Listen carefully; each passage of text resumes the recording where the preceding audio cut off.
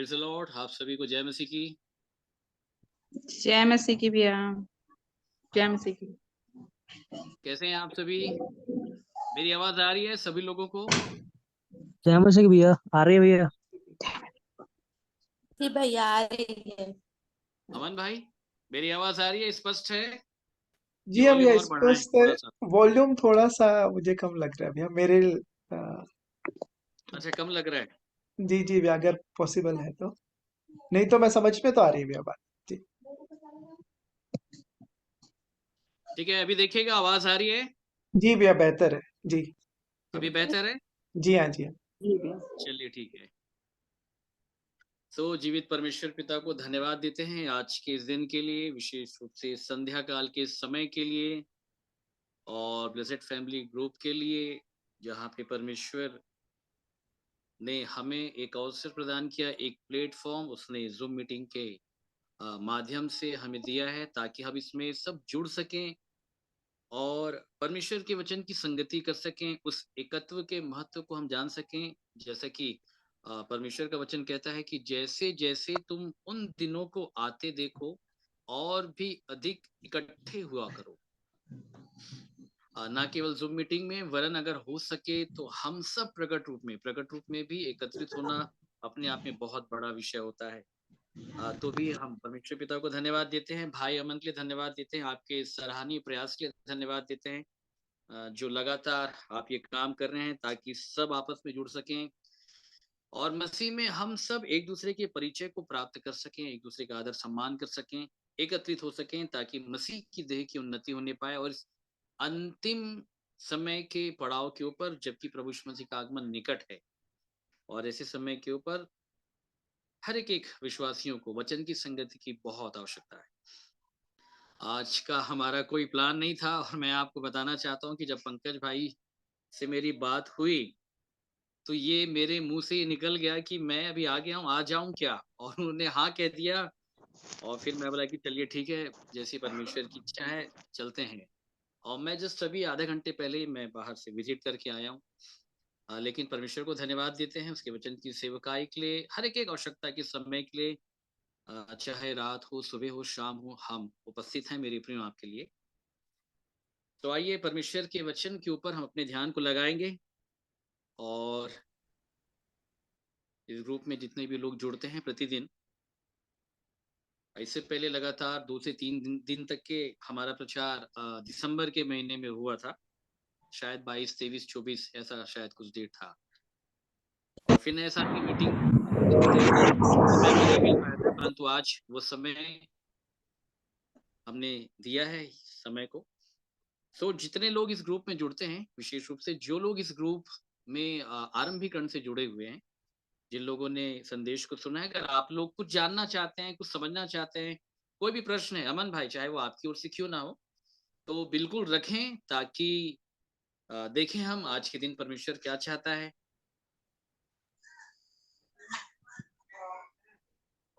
अगर हमारे पास कोई प्रश्न है, जो लोग इस ग्रुप में जुड़े हुए हैं,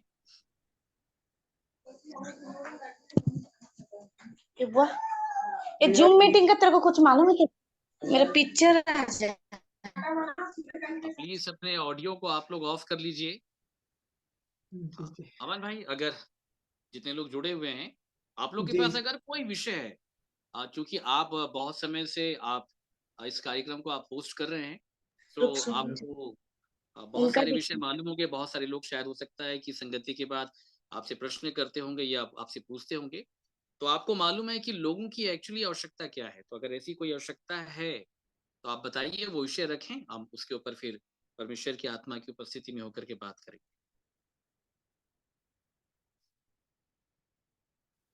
एक प्रश्न आया था पिछले दिनों में भैया कि जी आत्मिक जीवन की जो उन्नति है, मीन्स लाइक आत्मा से भर के जी। जीवन जीना। हम्म। और एक जो प्रश्न मेरे पास था कि मैंने जो रखा था ग्रुप में भी काफी समय पहले, जो गुनगुनापन जो उसमें लिखा है कि लौदीकिया की कलीसिया को, कि तू जी ना जी जी जी ठंडा है ना गर्म, तू गुनगुना, इसका मैं तुझे उगलने पर। तो जी जी। ये चीज कि एक तो ये बात भी कही जाती है कि हमको बैलेंस लाइफ जीना है, कि हर एक हम जब पृथ्वी पे हैं तो जीवन को यहाँ पे भी जो जिम्मेदारियां उसको पूरा करना है, लेकिन जो गुनगुनापन है वो खतरनाक स्थिति है। तो उसको अगर थोड़ा सा क्लैरिफाई कर पाएंगे भैया कि स्पष्ट कि अ, कितना क्या कौन सी चीजें प्रभु सहायता करें कि प्रभु जी में जी सरगर्म हमेशा पाए जाए मन फिरा के, जैसे उनको जी आज्ञा दी गई। जी। जी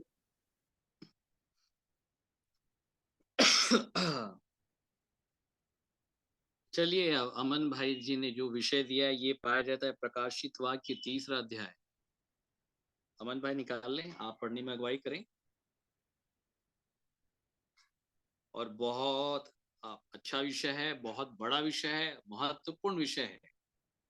और ये भी मैं आपको बता देता हूँ, ये बहुत चुभने वाला विषय है क्योंकि इसका जो उत्तर है, जो परमेश्वर ने जो ये कहा है, मतलब एक सत्य जो बोलते हैं ना, मतलब, और जो संसार में भी ये कहावत है कि सच्चाई बोले बहुत कड़वी होती है। तो ये वैसा भरा हुआ वाला विषय है, परंतु बहुत अच्छा विषय है जो अमन भाई ने उठाया है। और इस विषय के माध्यम से हम सब परमेश्वर को जानने और समझने का प्रयास करेंगे। तो निकालें प्रकाशित वाक्य 3रा अध्याय और उसके 14वें पद से। भाई अमन, आप पढ़ें। जी। लौदीकिया की कलीसिया के दूत को यह लिख, जो आमीन और विश्वास योग्य और सच्चा गवाह है और परमेश्वर की सृष्टि का मूल कारण है, वह यह कहता है कि मैं तेरे कामों को जानता हूँ कि तू ना तो ठंडा है और न गर्म। भला होता कि तू ठंडा या गर्म होता। इसलिए कि तू गुनगुना है और न ठंडा है और न गर्म, मैं तुझे अपने मुंह में से उगलने पर हूँ। तू कहता है कि मैं धनी हूँ और धनवान हो गया हूँ और मुझे किसी वस्तु की घटी नहीं, और यह नहीं जानता कि तू अभागा और तुच्छ और कंगाल और अंधा और नंगा है। बस इसीलिए बस, मैं तुझ जी। बस आगे भी पढ़ेंगे हम। देखिए, बहुत परमेश्वर ने एकदम स्ट्रेट फॉरवर्ड जो बोलते हैं, एकदम सीधा प्रहार लौदीकिया की कलीसिया के ऊपर किया है, ठीक है। और वरन अगर मैं आपको बोलूं तो लौदीकिया की कलीसिया के ऊपर नहीं, वरन लौदीकिया की कलीसिया का जो दूत है, जो लीडर है, ठीक है, उसको परमेश्वर यहाँ से रिजेक्ट कर रहा है, याद रखिएगा, ठीक है। क्या कह रहा है परमेश्वर? मैं तेरे कामों को जानता हूं कि तू ना तो ठंडा है और ना तो गर्म है, ठीक है। अमन भाई, आपकी आवाज नहीं आ रही है। जी भैया, माइक। हाँ, ठीक ठीक, हाँ, आप जुड़े रहिएगा, लगता है कि कोई हमारे साथ में, तो अच्छा लगता है, ठीक। तो मैं तेरे काम को जानता हूं, तू ना तो ठंडा है और ना गर्म। भला होता कि तू ठंडा या गर्म होता, इसलिए कि तू गुनगुना है और ना ठंडा है और ना गर्म, मैं तुझे अपने मुंह में से उगलने पर हूँ। उगलने पर हूं। मैं उगल दूंगा, मुंह में से मैं क्या करूंगा? उगल दूंगा। उगल दूंगा। अच्छा, मतलब मुंह में से उगल रहा है, मतलब ये कॉन्सेप्ट थोड़ा समझिए तो आप। आपने कभी संसारिक रूप में किसी मनुष्य के लिए कहा है कि मैं आपको मुंह से उगल दूंगा?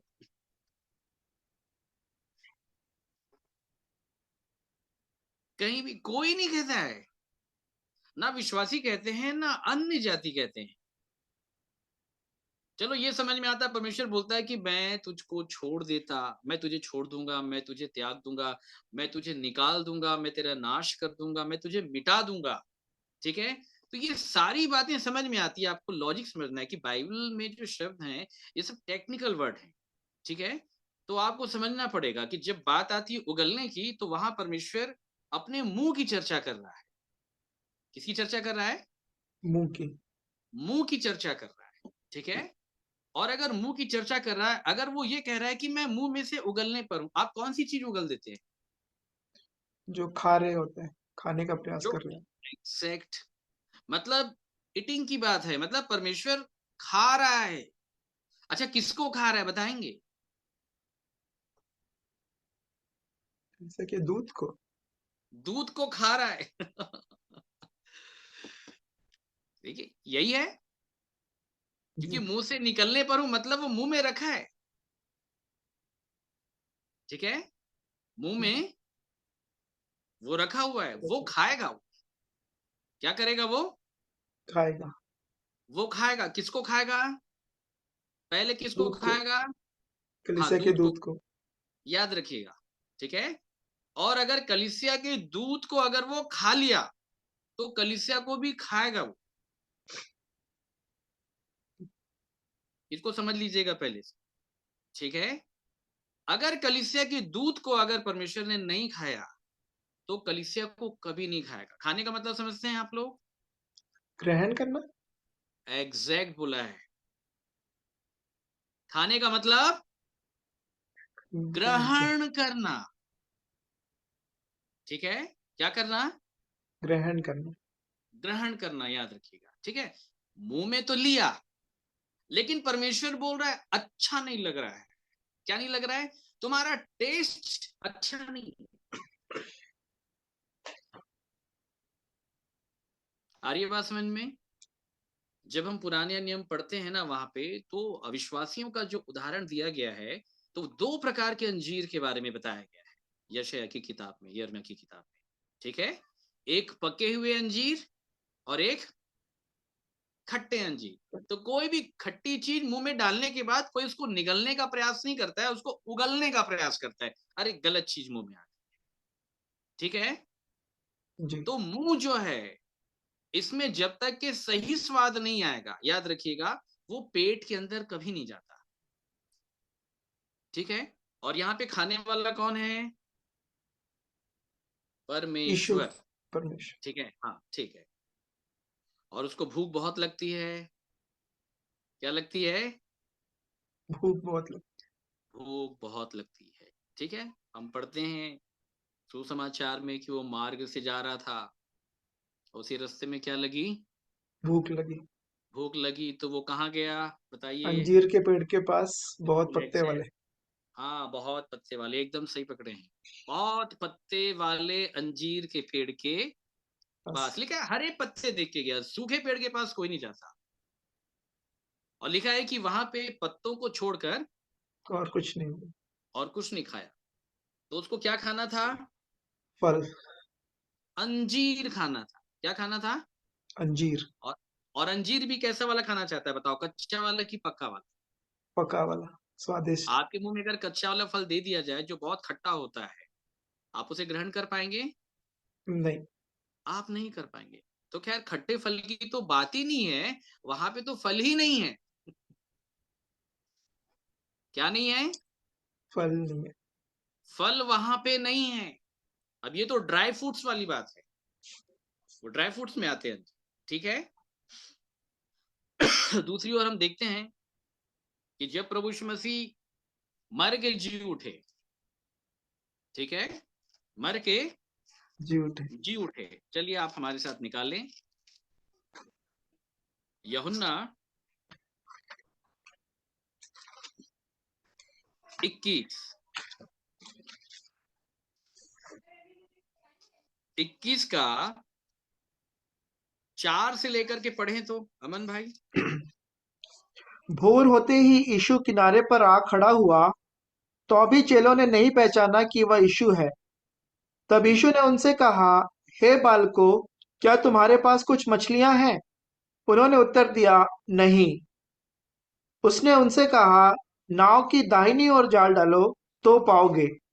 अतः उन्होंने जाल डाला, और अब मछलियों की बहुतायत के कारण उसे खींच ना सके। हाँ, आगे। तब उस चेले ने जिससे तब उस चेले ने जिससे यीशु प्रेम रखता था, पतरस से कहा, यह तो प्रभु है। शमौन पतरस ने यह सुनकर कि वह प्रभु है, कमर में अंगरखा कस लिया, क्योंकि वह नंगा था, और झील में कूद पड़ा। परंतु दूसरे चेले डोंगी पर मछलियों से भरा हुआ जाल खींचते हुए आए, क्योंकि वे किनारे से अधिक दूर नहीं, पर कोई 200 हाथ पर थे। हाँ, जब वे किनारे पर उतरे, तो उन्होंने कोयले की आग और उस पर मछली रखी हुई और रोटी देखी। यीशु ने उनसे कहा, जो मछलियां तुमने अभी पकड़ी हैं उनमें से कुछ लाओ। तो जो शमौन पतरस मछलियां तुमने अभी पकड़ी है उनमें से कुछ लाओ, क्या खाना चाहता है वो? ताजी मछलियां, ताजी मछलियां। कैसी मछलियां? ताजी मछली। ताजी मछलियां। उसके भोजन का कुछ कुछ अंश मैं आपको बता रहा हूँ। ड्राई फ्रूट्स में उसको अंजीर बहुत पसंद है, ठीक है? तो विश्वासियों को वो ड्राई फ्रूट्स बनना पड़ेगा।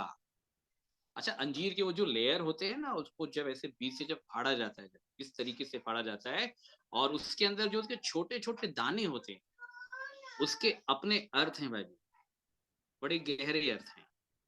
वो सारी क्वालिटीज जो अंजीर के फल के अंदर होती है, वो विश्वासी के पास होनी चाहिए, तब परमेश्वर आपको खाएगा। और कहीं अंजीर अगर खट्टे अगर मुंह में ले लिया ना, तो बाहर फेंक देगा, और फेंक के ये बता देगा तेरा टेस्ट अच्छा नहीं है, तेरा स्वाद अच्छा नहीं है।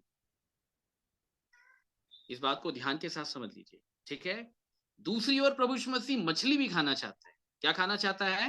मछलियां, मछली। मछली भी खाना चाहता है, ठीक है? अच्छा, मछली क्यों खाना चाहता है अमन भाई? क्या कारण है यहाँ पे मछली खाने का? क्योंकि जब प्रभु यीशु मसीह आए, पतरस को मछली पकड़ना सिखाए, ठीक है? वहां से पतरस बुलाया गया। अब यहाँ पे पतरस से लेके सारे चेले बैक स्लाइड हो गए, फिर से वही घटना दोबारा घटित हुई है 3.5 साल के बाद। फिर से ये गए, चेलों ने पूछा पतरस को कहाँ जा रहा है? बोले मछली पकड़ने। बोले तू जा रहा है, हम भी क्या करेंगे, हम भी चलते हैं साथ में। वो तो चला गया, हमको आशा थी जो उद्धार देगा, वो तो मर गया, मिट गया, खत्म हो गया। फिर चलेगा, लेकिन प्रभु यीशु मसीह आगे खड़ा हो गया। फिर से प्रभु यीशु मसीह ने कहा, यहाँ जाल डालो तो पाओगे। फिर से वही घटना रिपीट हो रही है, बताया जा रहा है सब कुछ, वहां भी मछली है। चलिए एक और मछली के पास लेके चलते हैं, ठीक है? मछली क्यों प्रभु यीशु मसीह खाता है? हमारे साथ निकालिए लूका की सुसमाचार, लूका 24वां अध्याय।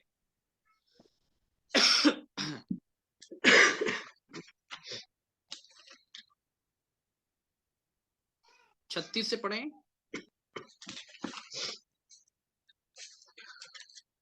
वे ये बातें कह ही रहे थे कि वह आप ही उनके बीच में आ खड़ा हुआ और उनसे कहा, तुम्हें शांति मिले। परंतु वे घबरा गए और डर गए और समझे कि समझे कि हम किसी भूत को देख रहे हैं। उसने उनसे कहा, क्यों घबराते हो और तुम्हारे मन में क्यों संदेह उठते हैं? मेरे हाथ और मेरे पाँव को देखो कि मैं वही हूँ। मुझे छू कर देखो, मुझे क्या करके देखो? छू कर देखो, क्योंकि आत्मा के हड्डी मांस नहीं होता, हाँ जैसा मुझ में देखते हो। देखते हो। आगे यह कहकर उसने उन्हें अपने हाथ पांव दिखाए। जब आनंद के मारे उनको प्रतीति न हुई और वे आश्चर्य करते थे, तो उसने उनसे कहा, क्या यहाँ तुम्हारे पास कुछ भोजन है? बस रुक जाइए। यहाँ प्रभु यीशु मसीह प्रकट हो गए, जीवित हो गए। ध्यान के साथ सुनिएगा। प्रकट रूप में आकर के 12 प्रेरितों के सामने, माफ कीजिएगा 11 प्रेरितों के सामने और भी लोगों के सामने, जब प्रभु यीशु मसीह ने अपना दर्शन दिया, ये है कि उनको ये लगा कि हम किसी भूत को देख रहे हैं। किसको देख रहे हैं? भूत को। हम किसी भूत को देख रहे हैं, और उनके मन में संदेह है। समझ लीजिए ध्यान से, जबकि प्रकट में प्रभु यीशु मसीह खड़ा है। तो सपना देखने वालों का तो आप भूल जाओ, आज लोग जो सपना देखते हैं, ठीक है? जब प्रकट में प्रभु यीशु मसीह खड़ा है, तो वो 12 प्रेरित, वो 11 प्रेरित, एक तो नाश हो गया, और 11 प्रेरित के साथ और भी अन्य सहयोगी लोग, जिनको प्रभु यीशु मसीह ने अपना वास्तविक दर्शन प्रकट रूप में दिया, वो नहीं पहचान पाए, ठीक है? वो पहचान पाए? वो नहीं पहचान पाए। और दूसरी बात ये, उनको लगा कि हम किसी भूत को देख रहे हैं। उनके मन में संदेह। प्रभु यीशु मसीह ने कहा, मेरे हाथ मेरे पैर को देखो, मैं वही हूं, मुझे छू कर देखो, ये कहा, क्योंकि आत्मा का हड्डी और मांस नहीं होता। और ये कहकर उसने अपने छिदे हुए हाथ पैर दिखाए। उन लोग देखे भी कि ये वही छिदे हुए हाथ और पैर हैं। लिखा है कि जब आनंद के मारे उनको प्रतीति मतलब आनंदित भी हो रहे हैं लेकिन विश्वास नहीं हो रहा है। आप समझ रहे हैं? एक और आनंद भी है लेकिन एक और विश्वास भी नहीं हो रहा है कि क्या ये वही है। लग तो वही रहा है लेकिन क्या ये हो सकता है? नहीं हो सकता। और तब प्रभु यीशु मसीह ने कहा, वो आश्चर्य करते थे, तो उसने उनसे पूछा, क्या यहाँ तुम्हारे पास कुछ भोजन है? अब आगे पढ़ें 42। उन्होंने उसे भुनी हुई मछली का टुकड़ा दिया। बताइए क्या दिया? भुनी हुई मछली का टुकड़ा। भुनी हुई मछली का टुकड़ा। टुकड़ा दिया। अच्छा, क्यों प्रभु यीशु मसीह मांग रहे थे? भूख लगी थी। नहीं, भूख लेनी, यहां वो बोल नहीं रहे कि मुझे भूख लगी है। भुनी हुई मछली का टुकड़ा क्यों मांग रहे हैं? क्योंकि जब Brother, he तक प्रभु was यीशु a मसीह भुनी fisherman. हुई मछली जब तक प्रभु यीशु मसीह भुनी हुई मछली का टुकड़ा नहीं खाएगा, चेलों को यकीन नहीं होगा कि ये भूखी है। समझिएगा ध्यान से, ठीक है? चेलों को यकीन नहीं होगा। क्या लिखा है, एक बार फिर से पढ़ें। उन्होंने उसे भुनी हुई मछली का टुकड़ा दिया। उसने लेकर उनके सामने खाया। फिर हाँ।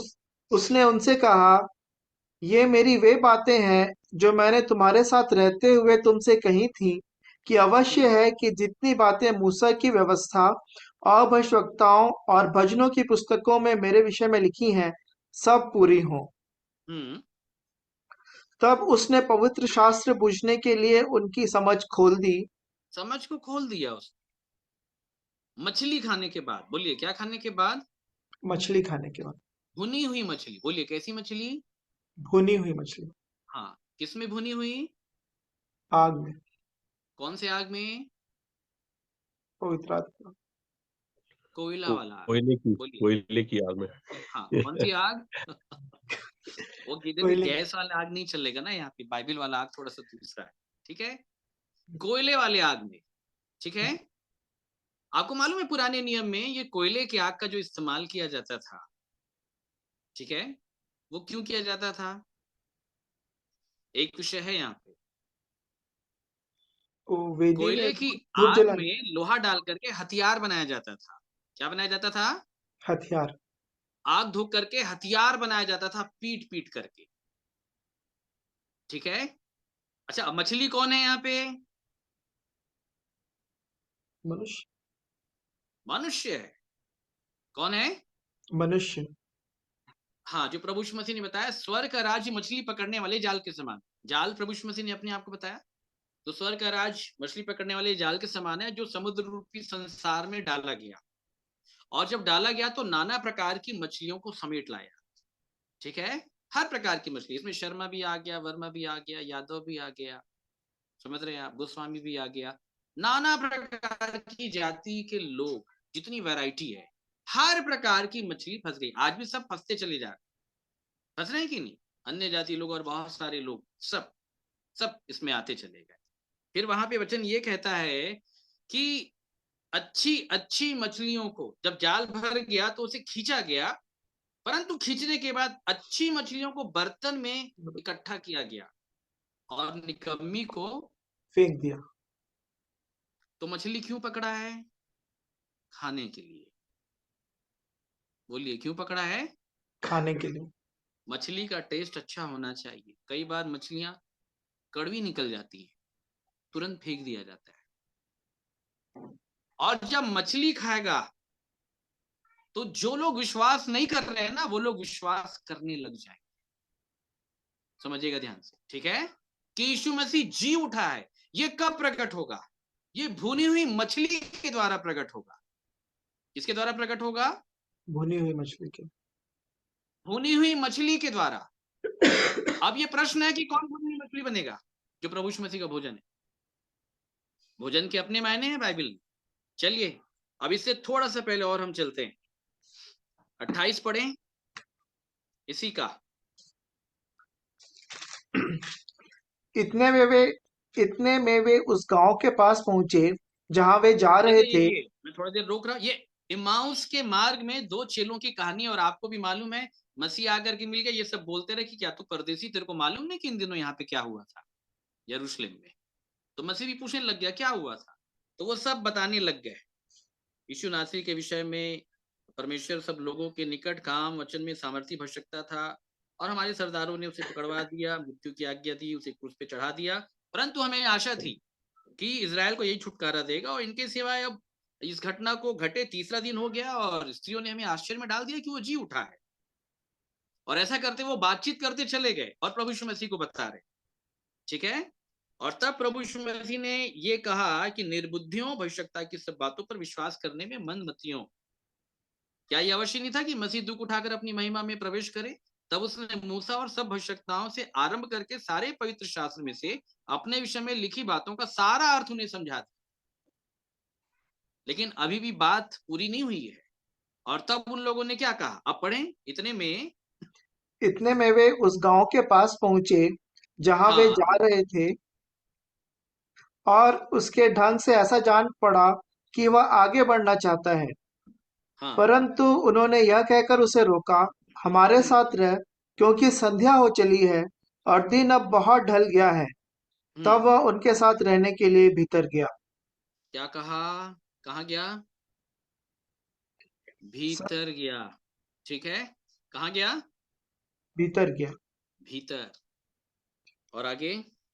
जब वह उनके साथ भोजन करने बैठा। यहां भी भोजन कर रहा है वो। हमने ड्राई फ्रूट आपको बता दिया, अंजीर के बारे में हमने मछली भी आपको बता दिया।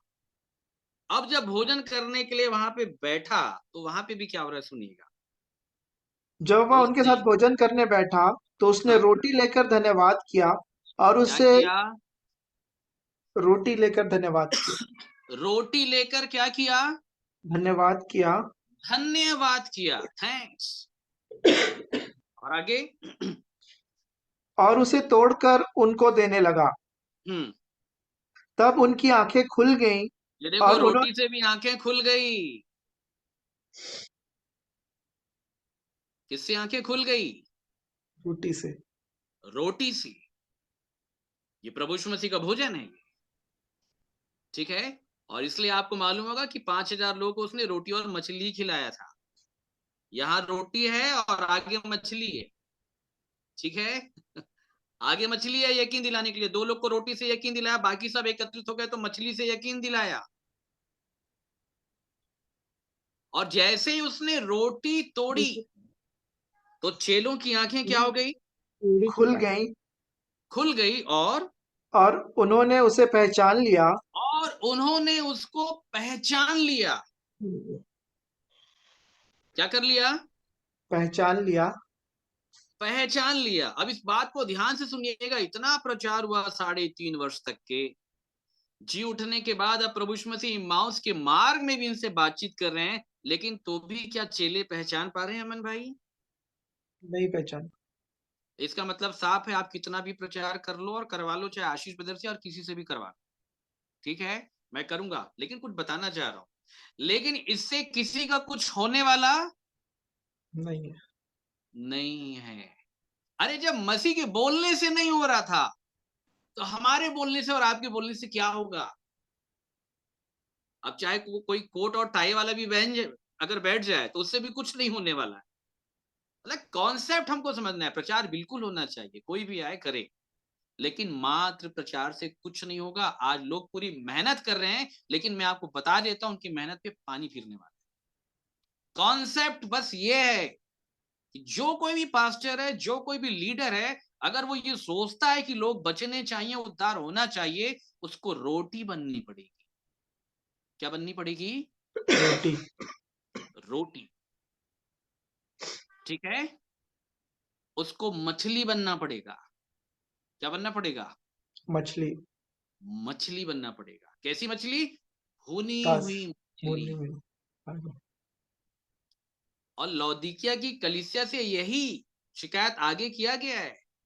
आग में ताया हुआ सोना मेरे से मोल ले ले, आग नहीं है बोले तेरे पास। ये वही आग है जिसमें मछली को डाल के भूंजा जाता है, उसको पकाया जाता है, और तब उसमें टेस्ट आता है। अच्छा, मछली को आग में डालने के बाद उसमें क्या आता है मालूम है आप अमन भाई?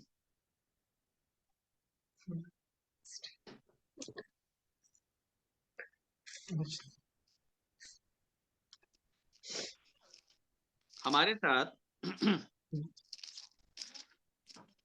एक वचन निकालिएगा, इसको ध्यान के साथ हम सुने कि बाइबल इसके विषय में क्या कहती है। सुसमाचार के अंतर्गत बहुत एक अच्छा विषय है जो प्रभु यीशु मसीह ने बताया था। आपको ध्यान होगा आज के विषय में क्या कहा गया है, थोड़ा सा याद कर लें। बपतिस्मा, आग से बपतिस्मा देने, यूहन्ना बपतिस्मा देने वाले ने। यहाँ पे वो नहीं, बैप्टाइज वहां यहाँ पे फिट नहीं होगा। मैं चाहता हूँ आग अभी सुलग जाती, मैं आग लगाने आया हूँ। ये अलग विषय है। बाइबल में लिखा है कि हर एक जन आग से नमकीन किया जाएगा। बोलिए क्या किया जाएगा? नमकीन किया जाएगा। तो मछली को इसलिए भूंजा जा रहा है ताकि उसके अंदर नमकीन ही आ जाए। आमीन। आगे बात समझ में क्या आ जाए? नमकीन। नमकीन ही आ जाए। जो बाइबल में लिखा है ना कि अपने में नमक रखो, नमक आता है आग से। बोलिए कहां से आता है? आग से। नमक आग से आता है। कभी कच्ची मछली को आप आग में डाल करके भून लीजिए, आपको उसमें कुछ डालना नहीं पड़ेगा। ये मैं आपको बता दे रहा हूं। बस मछली प्योर होनी चाहिए। क्या होनी चाहिए? प्योर। अभी तो सब कुछ मिलावटी बस। चल रहा है, जो कुछ मछली पालन चल रहा है उसमें स्वाद नहीं है। लेकिन एक्चुअली जो मछली होती है, जो प्योर मछली जो होती है, जब उसको आग में डाला जाता है ना तो उसके अंदर नमकीनी बना जाता है। ठीक है, तो लोग बचेंगे तब जब रोटी टूटेगी। आमीन। क्या टूटेगी? रोटी। रोटी। प्रेरितों के काम दूसरे अध्याय में यही लिखा है, जिसका लोग बहुत गलत अर्थ निकालते हैं, नहीं समझ पाते हैं कि वे घर घर मन की सिधाई से रोटी तोड़ते फिरते थे। तो लोग सोचते हैं प्रभु बोल देते फिरते थे। नहीं, वो प्रभु बोझ नहीं है। रोटी तोड़ने का मतलब होता है कि लोग पहचान ले कि ये मसीह है। और रोटी कैसे तोड़ी जाती है? धन्यवाद के साथ। बोलिए किसके साथ? धन्यवाद के साथ। धन्यवाद के साथ रोटी तोड़ी जाती है। और रोटी क्या है? प्रभु यीशु मसीह ने बताया रोटी मेरी देह है। क्या है? दे, मेरी दे। रोटी क्या है? मेरी दे। देह है। ठीक है, बाइबल का कॉन्सेप्ट ये है कि ये जो आपकी देह है ये यीशु की देह में कन्वर्ट हो जानी चाहिए। और फिर ये जो रोटी है ना, ये जो आपकी देह है, इसको तोड़ना है आपको घर घर। क्या करना है? तोड़ना। तोड़ना है, और तोड़ के लोगों को देते जाना है। और जब ये रोटी आपकी देह टूटेगी यीशु के नाम से, तब लोग जान लेंगे कि ये मसीह है। प्रभु यीशु मसीह ने याद दिलाया रोटी तोड़ करके, अरे क्रूस में मेरी देह ऐसी टूट गई। उसने रोटी तोड़ के फिर से याद दिलाया। क्रूस में जाने से पहले भी उसने रोटी तोड़ करके कहा कि ये मेरी देह है जो तुम्हारे लिए। लेकिन बात समझ में नहीं आई। तो आज रोटी की आवश्यकता है। ठीक है, और किसकी आवश्यकता है? मछली। मछली की आवश्यकता है। और किसकी आवश्यकता है? अंजीर की। अंजीर की आवश्यकता है। अच्छा, अब आ जाते हैं और किसकी आवश्यकता है। अच्छा, मीठा में क्या लेता है प्रभु यीशु मसीह? मीठे में क्या पसंद है उसको? हाँ, मीठे में क्या पसंद है? खाना हो गया पूरा, ड्राई फ्रूट्स भी आ गए। मीठे में क्या खिलाओगे? दाखरस। हैं? शहद, मधु। हनी। चलिए हमारे साथ एक वचन निकालें। रोमियो की पत्री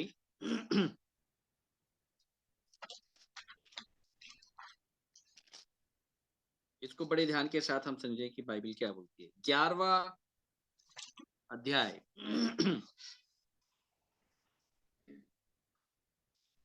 उसका 16 से पढ़ें, सुनिएगा ध्यान से। जब भेंट का पहला पेड़ा पवित्र ठहरा, तो हाँ, पूरा क्या पवित्र ठहरा? पेड़ा, पहला पेड़ा। पेड़ा। मीठे में क्या चाहिए उसको? पेड़ा। हाँ, भेंट का पहला पेड़ा पहला पवित्र पेड़ा पवित्र ठहरा, ठहरा, तो पूरा गूंधा हुआ आटा भी पवित्र है। तो पूरा गूंजा हुआ आटा भी पवित्र हो जाएगा। लेकिन अगर पहला ही पेड़ा अगर पवित्र नहीं है तो भूल जाओ आटे की कहानी। लौदीकिया की कलीसिया के दूध को जब वो उगलने पर है तो कलीसिया का क्या होगा भाई साहब, बताइए। वो भी उगल दीजिए। उगलना बहुत दूर की बात है, कलीसिया तो मुंह में नहीं आई है, वो कलीसिया के दूध को उगल रहा है। किसको उगल रहा है? दूध को। देखिए कॉन्सेप्ट यह है कि जब भेंट का पहला पेड़ा पवित्र है, अगर पहला पेड़ा अगर ग्रहण हो गया तो आटे को भी ले लिया जाएगा। आई बात समझ में? मतलब पहला पेड़ा अगर उसमें टेस्ट बढ़िया है तो जिन आटों से निकल करके बना ये प्रूफ हो जाएगा कि आटे भी अच्छे हैं। आई बात समझ में?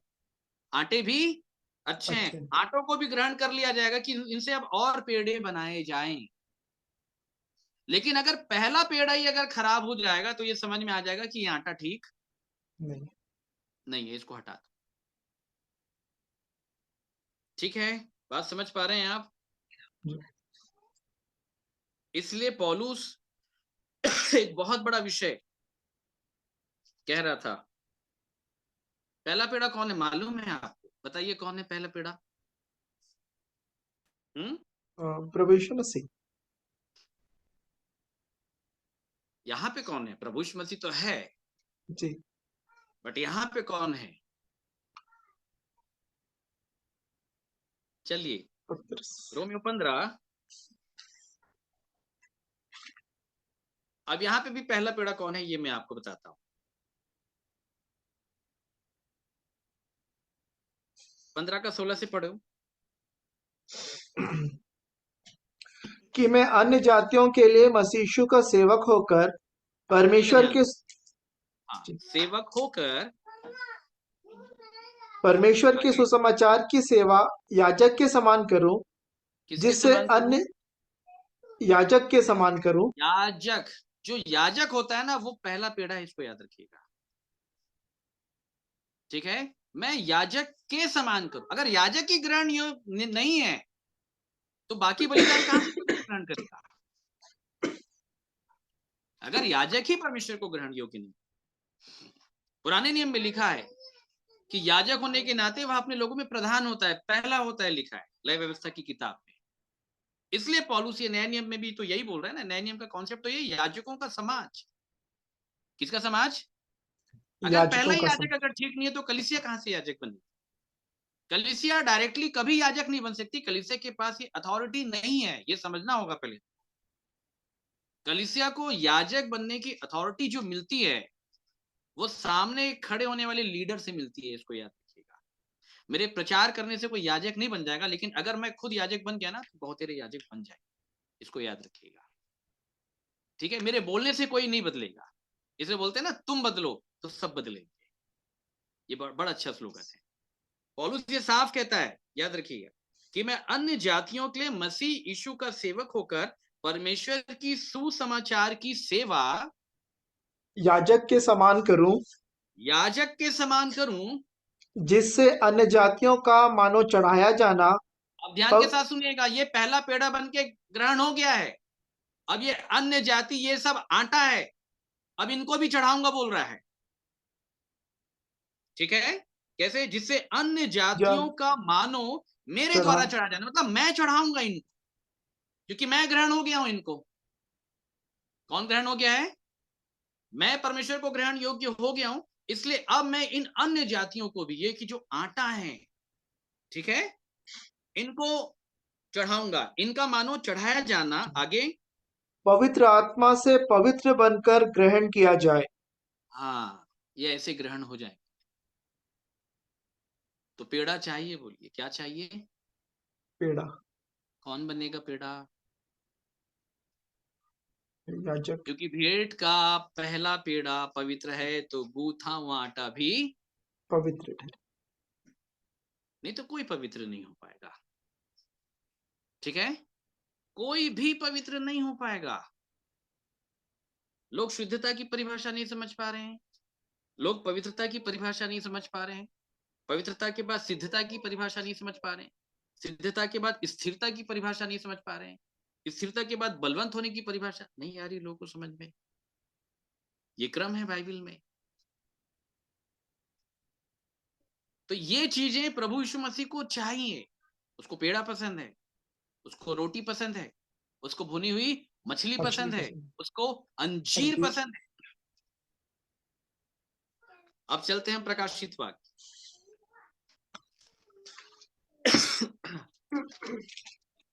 अब पढ़ें उसको। प्रकाशित वाक्य 3:16। इसलिए कि तू गुनगुना है और ना ठंडा है और ना गर्म, मैं तुझे अपने मुंह में से उगलने पर हूँ। मतलब उसने साफ बता दिया इसका टेस्ट मुझे पसंद नहीं है। ये जो लौदीकिया की कलीसिया का जो दूत है, ठीक है, और आज के प्रचार के द्वारा आप जान लेंगे कि कितने लौदीकिया की कलीसिया के दूत घूम रहे हैं जिनसे परमेश्वर प्रसन्न नहीं है। ठीक है, इसका टेस्ट अच्छा नहीं है। इसे मैंने टेस्ट करके देखा, ये ग्रहण करने के लायक नहीं। क्या करने के लायक? ग्रहण करने के लिए ये ग्रहण करने के लायक नहीं, इसका स्वाद बिल्कुल अच्छा नहीं। इसलिए मैंने इसे लिया तो था, लेकिन अब मैं इसे क्या कर दूंगा? उगल दूंगा। उगल दूंगा। अच्छा, क्यों उगलेगा बताओ? इस लीडर में क्या दिक्कत है? क्या दिक्कत है इस लीडर में? वो ना ठंडा है ना गर्म, बीच। देखिए, दिक्कत नीचे लिखा है, ये आज हम अच्छा, बता देते हैं। ये क्या बोलता है, इसको समझना। क्या बोलता है ये? 17 पढ़ें। तू कहता है कि मैं धनी हूँ और आप लोग तो धनवान हूँ। नहीं बोलते। कितने लोग बैठे हैं यहाँ पे? लौदीकिया की कलीसिया के दूत के साथ ये दिक्कत है कि वो अपने आप को क्या बोलता है? कि मैं धनी हूँ मैं क्या और हूं? धनी हूँ मैं धनी हूं, और धनवान हो गया हूँ। मैं धनवान हो गया। देखो लौदीकिया की कलीसिया का दूत क्या बोलता है? मैं धनी धनी हूँ हूं, और धनवान हो धनवान गया हो हूँ। गया हूं, और मुझे किसी वस्तु की घटी नहीं। मतलब वी आर फुलफिल। आज बहुत लोग ऐसा सोच रहे हैं, हम बढ़िया चल रहे हैं, लेकिन मैं बता देता हूं 99 लोग कुछ नहीं चल रहा है। कुछ नहीं चल रहा है, वो हमारी धारणा है, वो हमारा भ्रम है। और आज के वचन में साफ हो जाएगा एकदम। मैंने कहा पहले, बहुत बड़ा विषय है, बहुत बड़ा विषय है। तो कहता है मैं धनी हो गया हूं, मैं धनवान हो गया हूं, और मुझे किसी वस्तु की घटी नहीं। सब है मेरे पास। ठीक है, अब आगे परमेश्वर ने इससे क्या कहा, ध्यान के साथ सुनिएगा। जो व्यक्ति अपने आप को धनी धनवान और ये बोल रहा है कि मुझ में कुछ भी अब दिक्कत नहीं है, उसको परमेश्वर क्या बोल रहा है? परमेश्वर के शब्द सुनिएगा। और यह नहीं जानता कि तू तेरे को आज तक अभागा। ये नहीं मालूम है कि तू क्या है? तू अभागा बस रुक और जाओ। अच्छा, किसी विश्वासी को अगर हम बोल दे भाई तुम आप अभागे हो बहुत बड़े, कैसा लगेगा उसको? अच्छा लगेगा? नहीं। लेकिन परमेश्वर तो बोल रहा है। आशीष ब्रदर अगर किसी को बोल दे तो नाराज हो जाएगा, वो तो बात नहीं करेगा वो। लेकिन मैं इनडायरेक्टली बोल रहा हूं, मैं बता रहा हूं उन लोगों को, क्योंकि ये मैं नहीं बोल रहा हूं, ये कौन बोल रहा है? परमेश्वर। परमेश्वर परमेश्वर। स्वयं। लौदीकिया की कलीसिया के दूत को ये बता रहा है, तेरे को अभी तक नहीं मालूम है, सच्चाई क्या है तेरे को नहीं मालूम। वो अपने आप को क्या मानता है? धनी और धनवान और धनी धनवान। इसका मतलब समझते हैं धनी का मतलब? सब चीज धनी सब का चीज मतलब है। समझते हैं आप लोग? हाँ, धनी धनी धनी शब्द किसके लिए आया? हम्म, धनी शब्द किसके लिए आया है? आज्ञा को क्या? मानने वाले लोग। ज्ञानी। चलिए हमारे साथ निकालें याकूब की पत्री, दूसरा अध्याय,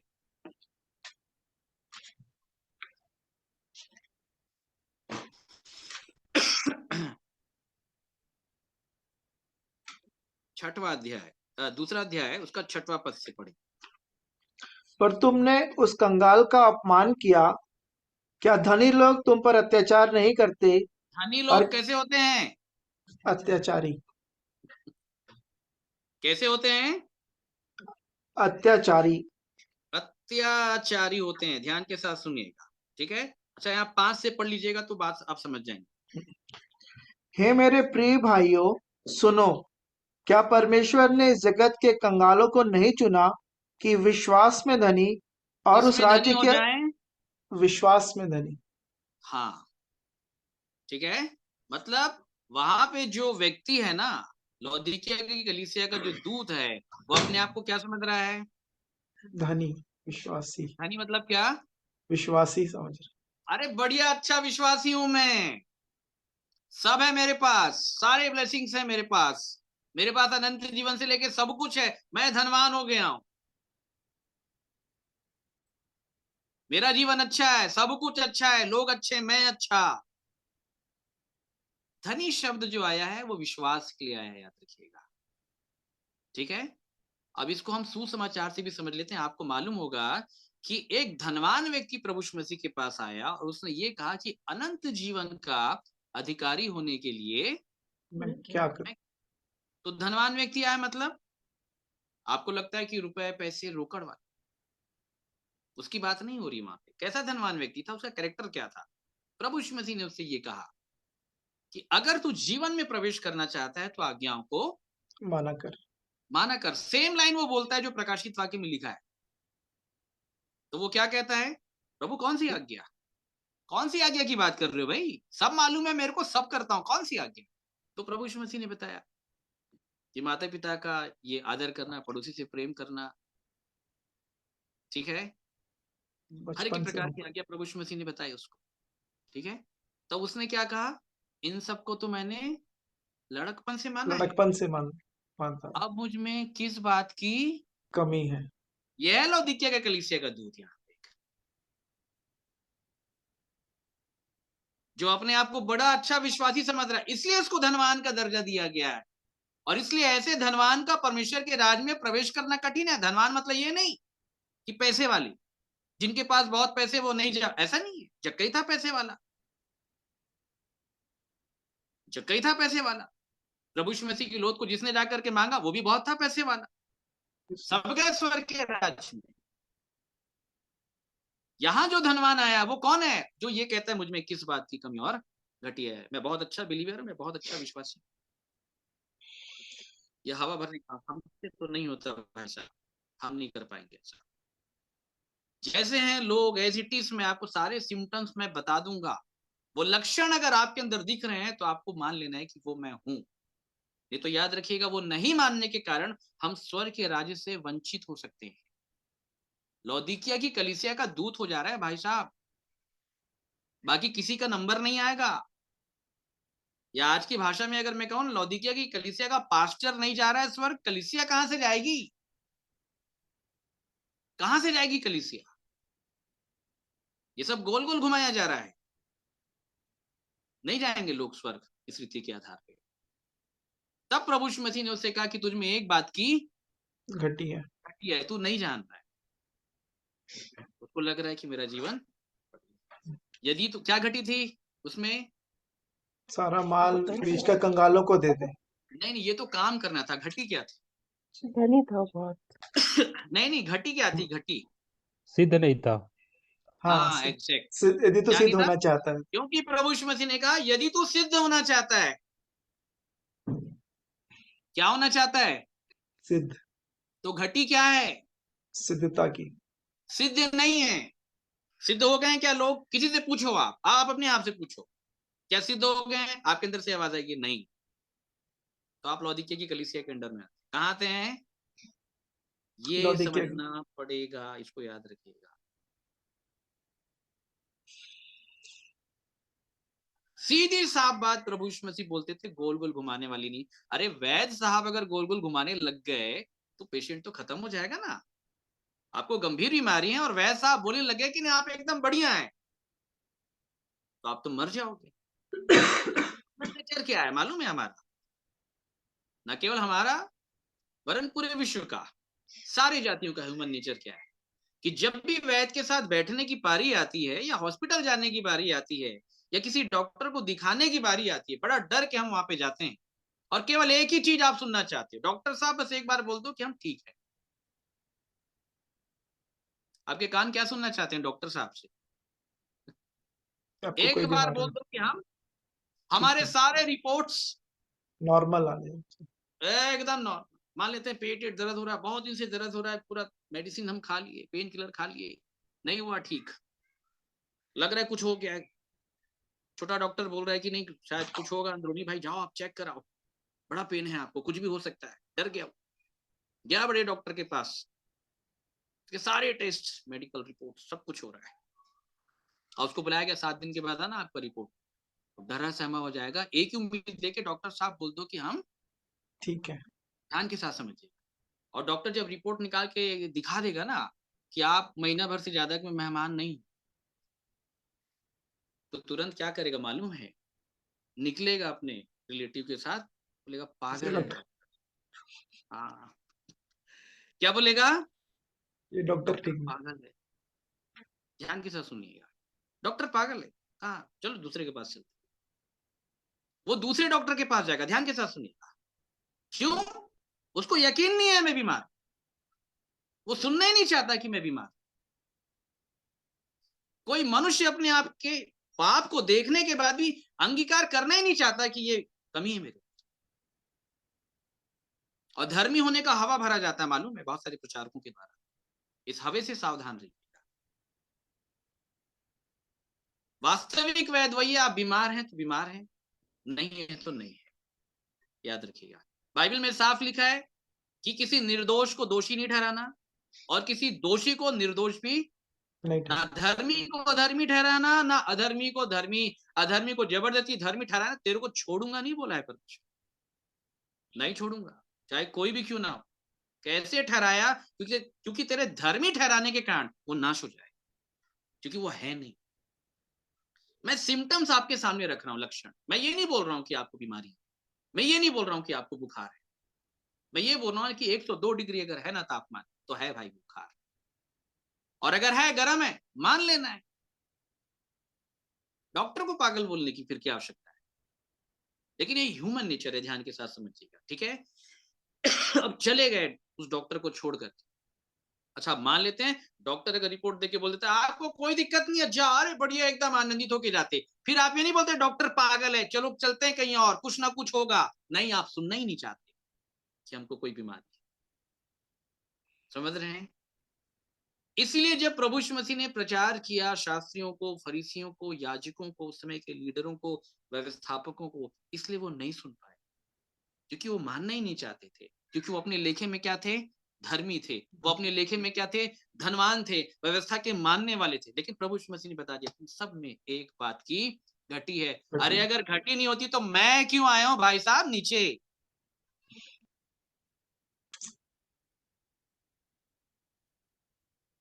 आप समझ रहे हैं? अगर विश्वासियों के अंदर घटी नहीं तो उनको प्रचार की कोई आवश्यकता नहीं है, फिर क्यों प्रचार हो भाई?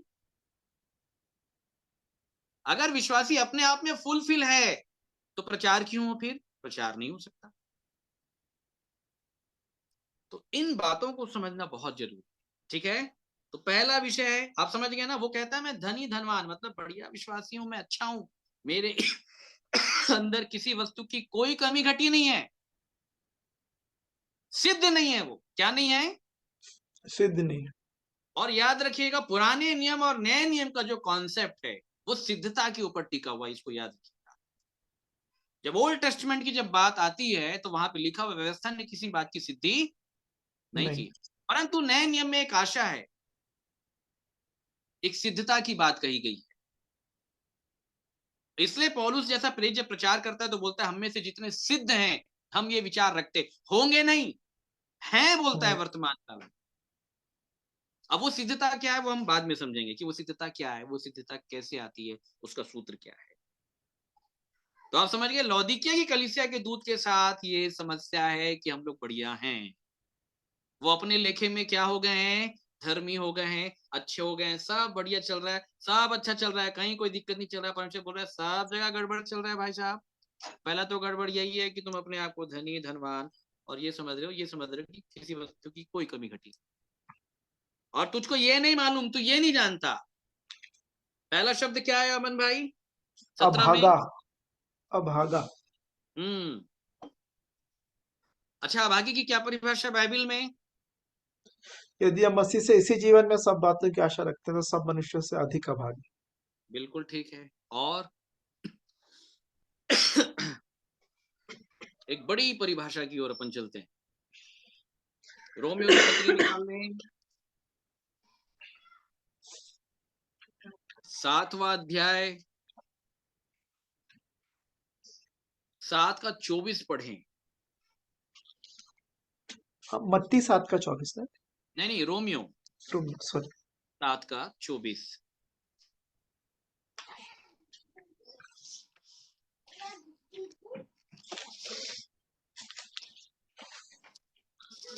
पढ़ें। 7 का 24 जी।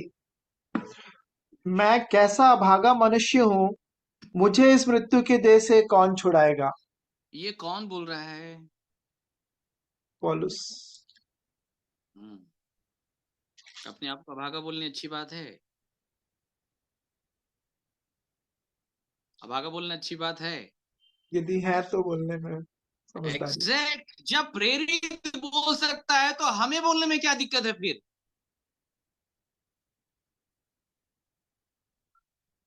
अब आप ये समझ लीजिए कि जब लौदीके की कलीसिया के दूत को ये नहीं मालूम कि वो अभागा है, तो कलीसिया को कहां से मालूम?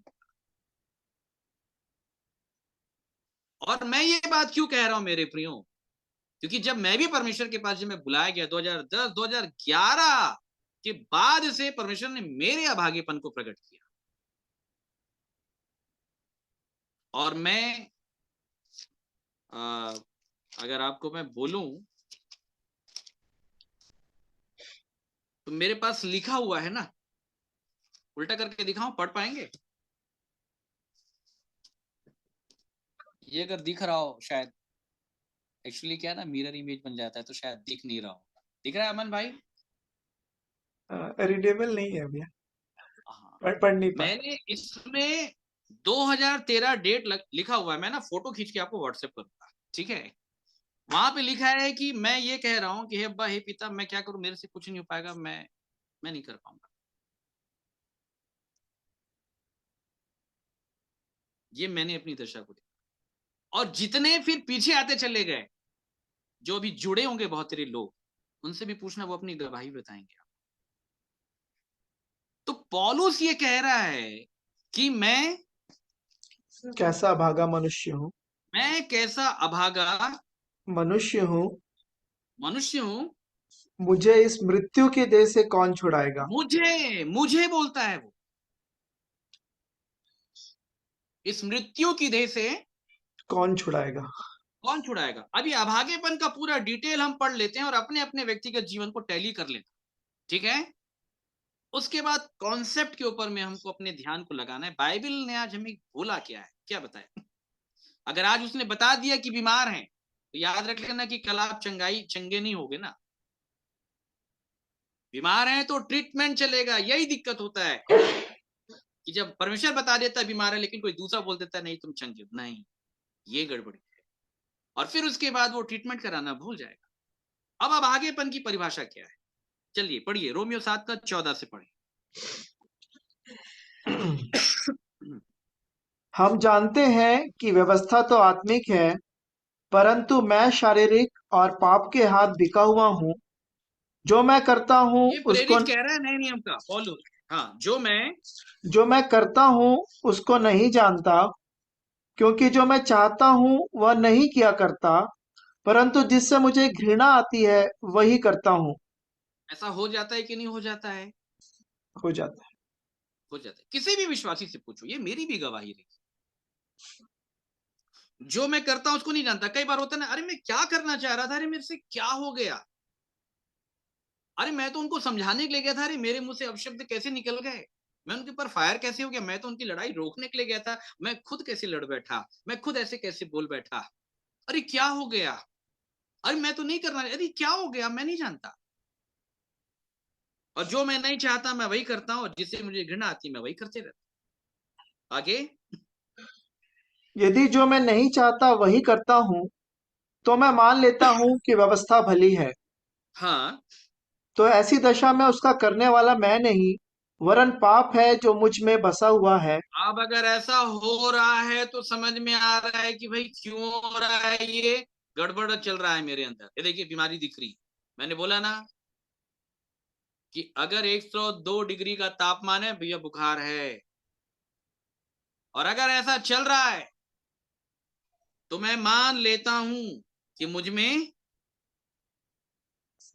पाप बसा अंदर हुआ है, बसा हुआ है। बसा हुआ है लिखा है, मतलब उसका घर है भाई।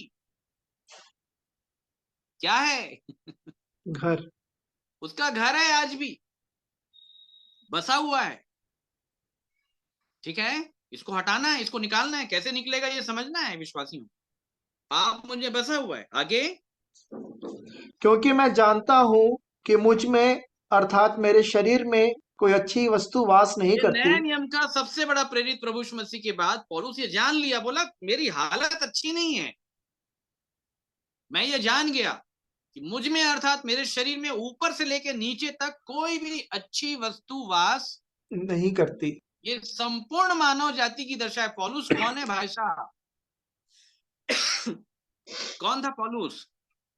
पवन भाई, पौलुस कौन था? जो ये प्रेरित। गवाही दे रहा है कि कुछ अच्छा नहीं है मेरे अंदर। उसका बैकग्राउंड क्या था? कॉलिंग से पहले वो किसके तो वंश का था? बिन्यामीन के गोत्र से। बिन्यामीन के गोत्र का था। गमलीएल बिन्यामीन, से। बिन्यामीन मतलब दाहिने हाथ का पुत्र। ये बिन्यामीन की परिभाषा है। ठीक है, अब्राहम के वंश का था। क्या था? अब्राहम के वंश। अब्राहम के वंश का था। व्यवस्था की धार्मिकता के विषय में बोलता है निर्दोष था, सारे कर्मकांड मेरे को आते थे और मैं टाइमली करता था। Prayer and worship and Bible reading and Bible teaching, सब कुछ करता था। और बाप कौन था पौलुस? संडे फरीसियों। स्कूल का विद्यार्थी था भाई साहब। गमलीएल से शिक्षा प्राप्त। हाँ एग्जैक्ट, गमलीएल भविष्यवक्ता के चरणों में बचपन से बैठ करके व्यवस्था की ठीक रीति पे पढ़ाया गया, सिखाया गया। फरीसी कौन था? फरीसी। फरीसी समझ गया ना, प्रतिदिन मंदिर जाने वाला, सप्ताह में 2 बार उपवास करने वाला, अपनी सारी कमाई का 10वां अंश देने वाला, ना व्यभिचार करने वाला, ना ये करने वाला, ना चुंगी लेने वाले के समान, बिल्कुल नहीं, एकदम नीट एंड क्लीन। ऐसे व्यक्ति का साक्षात्कार जब प्रभु यीशु मसीह से हो रहा है, मानो उसके सामने जब दर्पण आ रहा है तो बोल रहा है मेरी असलियत मेरे सामने प्रकट हो गई। तो बात आ रही समझ में? एक ऐसा व्यक्ति कह रहा है जिसका जीवन इतना श्रेष्ठ था। इसलिए पौलुस ने फिलिपियों 3 में अपनी गवाही दी और कही कि यदि कोई शरीर के ऊपर भरोसा रखता है तो उसको मेरे सामने लाना, मैं बताऊंगा शरीर क्या चीज है। तब उसने ये गवाही दी कि मैं बिन्यामीन के गोत्र का था, इसका था, उसका था। सब बेकार की बातें हैं, ये हमारी एक्टिविटीज थी, इसके द्वारा उद्धार नहीं। और बोलता है कि जो बातें मेरे लिए बेनिफिशियल थी, लाभ की थी, बोलता है मसीह यीशु की पहचान की उत्तमता के कारण, बोलता है कचरा था ये जो मैं करता था, और ये मेरी धार्मिकता थी, बोलता है पौलुस। और इन्हीं के कारण मैं मसीह को प्राप्त नहीं कर पा रहा था। इन्हीं बातों के कारण कलीसिया का विरोधी था। इन्हीं बातों के कारण समझना पड़ेगा कि बाइबल क्या है, क्या बोलना चाहिए। और अब जब प्रेरित होकर के आ गया तो बोलता मुझ में अर्थात मेरे शरीर में कोई अच्छी कोई वस्तु। अच्छी। आपने कभी किसी प्रेरित को सुना बोलते हुए किसी पिक्चर को, कुछ नहीं है मेरे अंदर, सब बेकार है, मैं अभागा व्यक्ति हूं। मैं बोलता हूं ये मेरी गवाही है। आप फेसबुक के जितने भी हमारे संदेश हैं आप एक बार देखिएगा, तो ये समझना पड़ेगा आज लोगों के पास ये टेस्टिमनी क्यों नहीं है, क्यों नहीं है भाई? एक मनुष्य जितना ज्योति की निकटता में जाएगा उसके सारे अंधकार के काम प्रकट हो जाएंगे। विश्वासी एक बार निकटता में तो आए, सब प्रकट हो जाएगा ऊपर से लेके नीचे।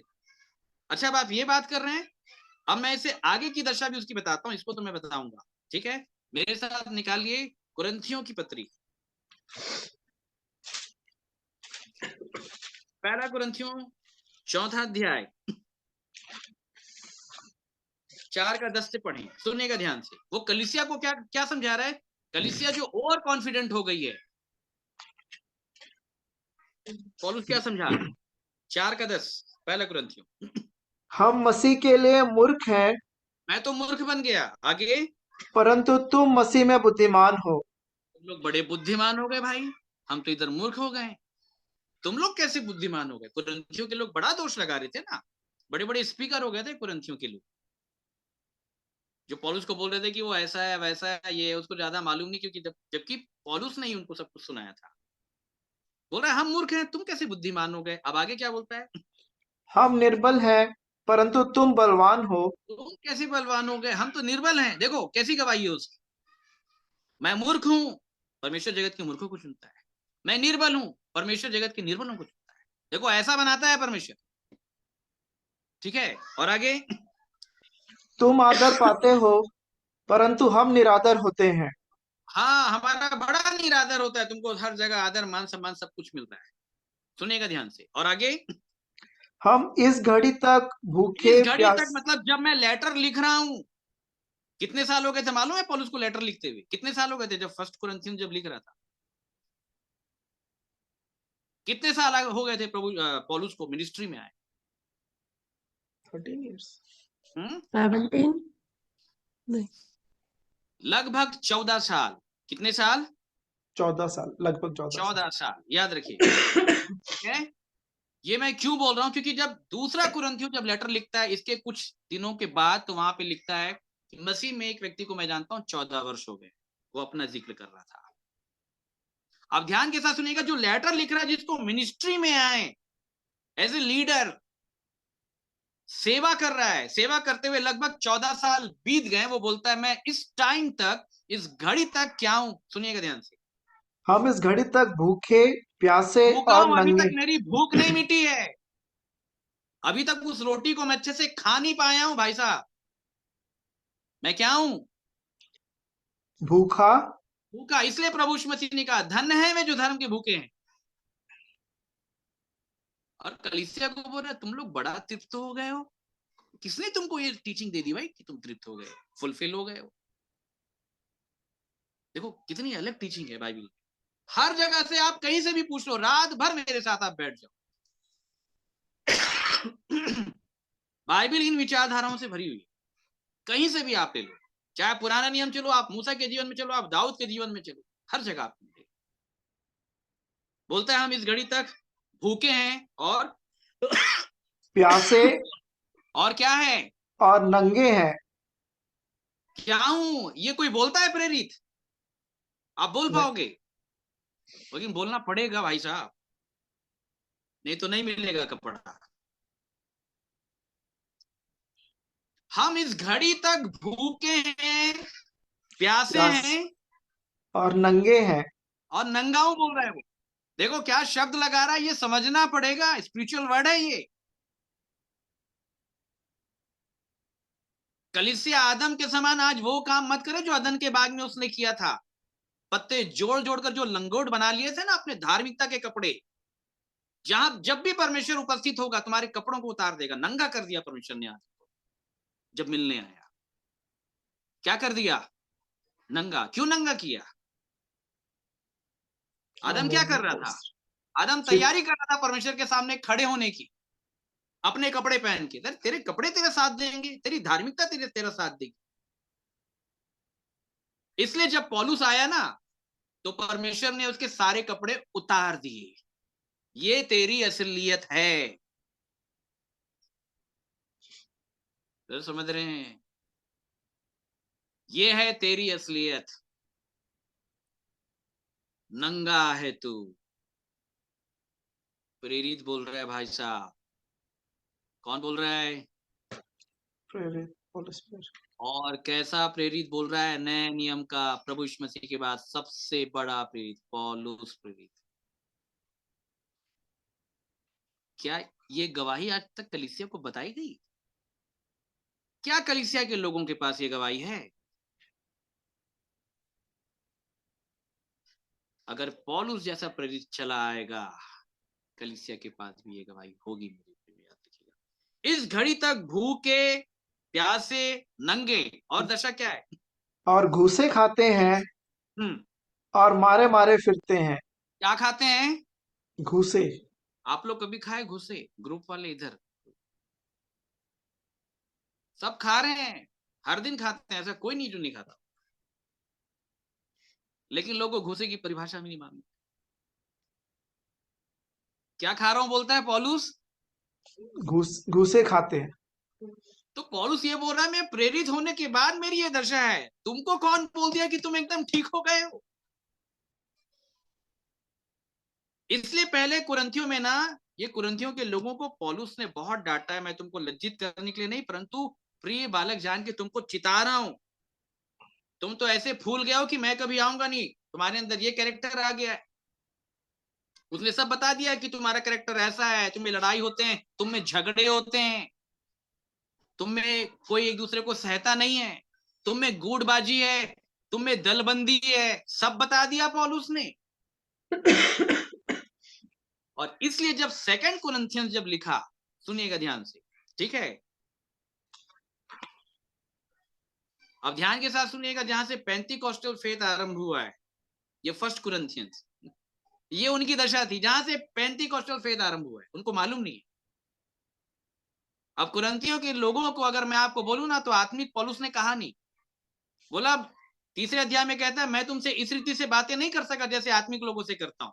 तुम शारीरिक हो और तुम बालक हो, तुम्हारा कुछ भी ग्रोथ नहीं हुआ है, बोलता है। अब बहुत डांटा, बहुत डांटा, बहुत डांटने के बाद सेकंड कुरिन्थियंस जब लिखा है, तो सुनिएगा ध्यान से क्या बोलता है। सेकंड कुरिन्थियंस 7वां अध्याय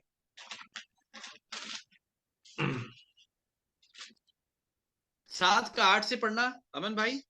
जी। क्योंकि यद्यपि मैंने अपनी पत्री से तुम्हें शोकित किया। क्या किया? शोकित किया। शोकित कौन सी पत्री से? जब मैंने पहला पत्री तुमको लिखा, पहला कुरिन्थियों की पत्री, तुमको शोकित किया क्योंकि मैंने तुमको सीधा सीधा बता दिया तुम्हारे अंदर ये गड़बड़ चल रहा है, ठीक है? और आगे, परंतु उसे पछताता नहीं जैसा कि पहले पछताता था।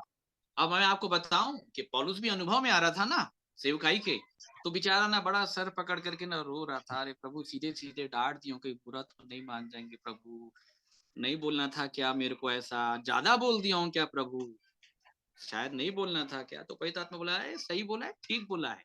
इसलिए बोलता पहले पछता रहा था, लेकिन अब नहीं पछता रहा, क्योंकि पवित्र आत्मा ने बता दिया ये मेरी ओर से कहा है तुमने, ठीक है?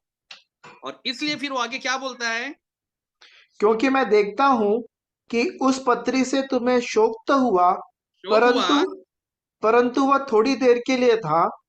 हाँ, अब मैं आनंदित हूं, पर इसलिए नहीं कि तुमको शोक पहुंचा, वरन इसलिए कि तुमने उस शोक के कारण मन फिराया। बोलो क्या फिराया? मन फिराया। मन फिराया मतलब शरीर से अलग हो करके, या शरीर की ओर जो तुम ध्यान दे रहे थे, उसके बाद तुमने आत्मा की ओर ध्यान देना चालू किया। ये उनकी दशा थी कुरिन्थियों के लोगों की। इसलिए वो बोल रहा है मैं अब तक भूखा हूं, प्यासा हूं, नंगा हूं, घूसे खाता हूं। किससे घूसे? घूसे खा रहा था पौलुस। और क्यों खा रहा था भाई? ये समझना पड़ेगा ना भाई, प्रश्न आता है ये, क्यों घूसे खा रहा था वो? कि वो कौन मारता है पूरा घूसे? शैतान का एक दूत। अरे बिल्कुल मार रहा है उसको, और नियुक्त किया गया, मार पौलुस को, जितने घुसे मारने मार। मार मार के शैतान ना पौलुस का हालत खराब कर दिया था। अभी हमको बोलने के लिए समय नहीं है, मैं पूरा कैरेक्टर आपको बता सकता हूँ उसके बारे में कि क्या है, क्या क्यों बोला है। और आजकल का विश्वासी तो 10 मिनट में शैतान को हरा देता है गाना गा के। यहाँ 14 साल हो गए भाई साहब, घूसे खा रहा है एक प्रेरित। क्या खा रहा है? घूसे। और आज के प्रेरित 6 महीने में ट्रेनिंग लेके तैयार हो जाते हैं। ये बाइबल की असलियत को जानना पड़ेगा, समझना पड़ेगा कि बाइबल क्यों घूसे खा रहा था भाई, किस लिए खा रहा था? क्योंकि पौलुस को अभी अखाड़े में लड़ने की विधि अच्छे से मालूम नहीं थी। ठीक है, क्योंकि बाइबल में लिखा हुआ है कि जब तक एक व्यक्ति अखाड़े में लड़ने वाला पहलवान विधि के अनुसार ना लड़े, मुकुट नहीं पाता। ठीक है, क्या नहीं पाता? मुकुट। मुकुट नहीं पाता। फर्स्ट कुरिन्थियंस में मैं आपको बता दूं, जब वो लेटर लिख रहा है, उसका डेजिग्नेशन मैं आपको बता देता हूं, आप सुनेंगे तो आपको हैरानी होगी। एक का एक से पढ़ें, पहला कुरिन्थियों।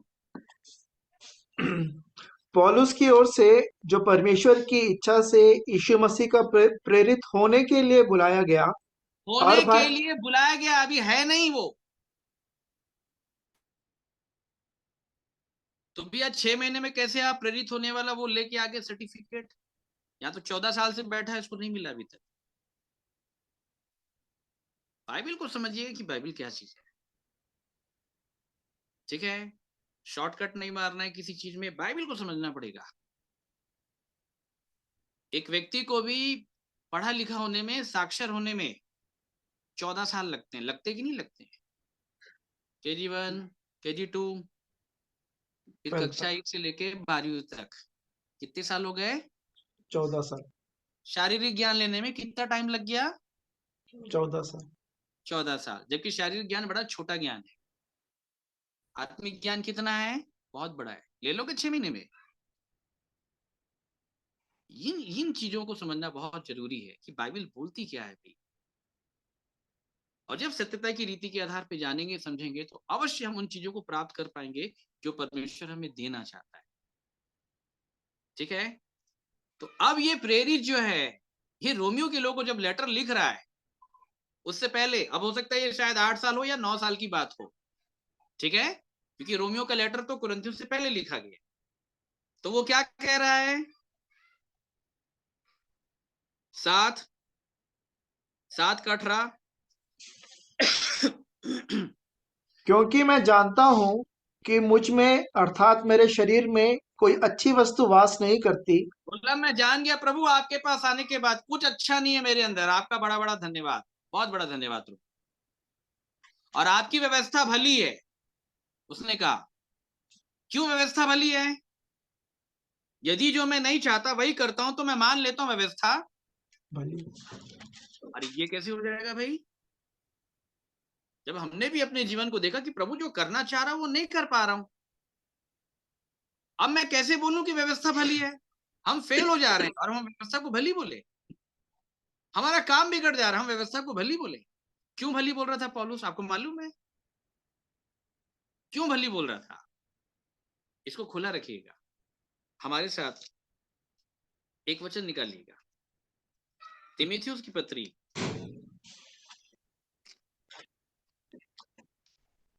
पहला तीमुथियुस,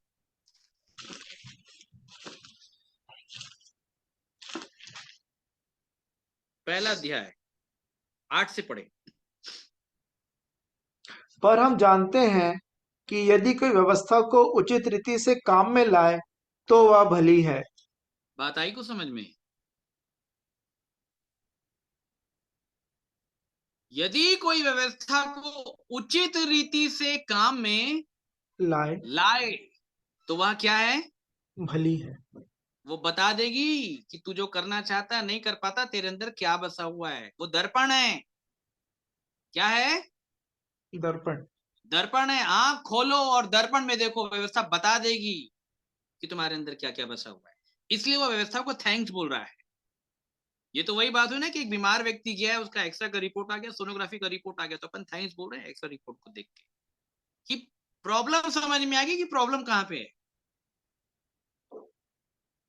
इसलिए व्यवस्था को क्या बोल रहा है? भली बोल रहा है, अच्छी है। क्यों? क्योंकि व्यवस्था के द्वारा पाप की पहचान होती है। व्यवस्था को जब मैं उचित रीति से काम में लाया तो मेरे जैसा फरीसी धर्मी आदमी ये जान लिया कि मैं पापी व्यक्ति, अभी भी मेरे अंदर क्या बसा हुआ है? पाप बसा पाप बसा हुआ है। इसलिए व्यवस्था को थैंक्स बोल रहा है, वो भली बोल रहा है। और परमेश्वर ही बोल रहा है कि तूने व्यवस्था को उचित रीति से काम में लाया, तू जान गया वो भली है। ठीक है, अब वो व्यवस्था आपको मसीह तक पहुंचा देगी। अब पहुंचाएगी वो, कि जो तू नहीं कर पा रहा है ना वो मसीह कर देगा, चल वहां जा। ये तो उससे पहले कोई मसीह तक नहीं पहुंच पाएगा, कोई मसीह तक नहीं पहुंच पाएगा। और अगर कोई बोलता है कि मैं पहुंच गया हूं, तो उससे पूछना वो जो चाहता है वो कर लेता है क्या हमेशा? वो बोलेगा नहीं, तो तू नहीं पहुंचा है फिर। अब आगे क्या लिखा है, पढ़ते जाएं। रोमियो में क्या? हाँ, 7:19। क्योंकि जिस अच्छे काम की मैं इच्छा करता हूँ वह तो नहीं करता, परंतु जिस बुराई की इच्छा नहीं करता वही किया करता हूँ। हाँ, अतः यदि मैं वही करता हूँ जिसकी इच्छा नहीं करता, तो उसका करने वाला मैं न रहा, परंतु पाप जो मुझ में बसा हुआ है। और उस बार बार बता रहा है अगर तुम्हारे साथ भी ऐसा होता है तो तुम भी जान लो भाई, तुमको भी सेम प्रॉब्लम है जो मुझको थी।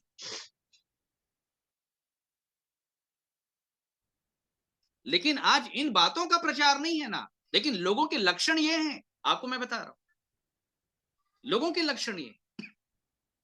अब आगे 21 से पढ़ें।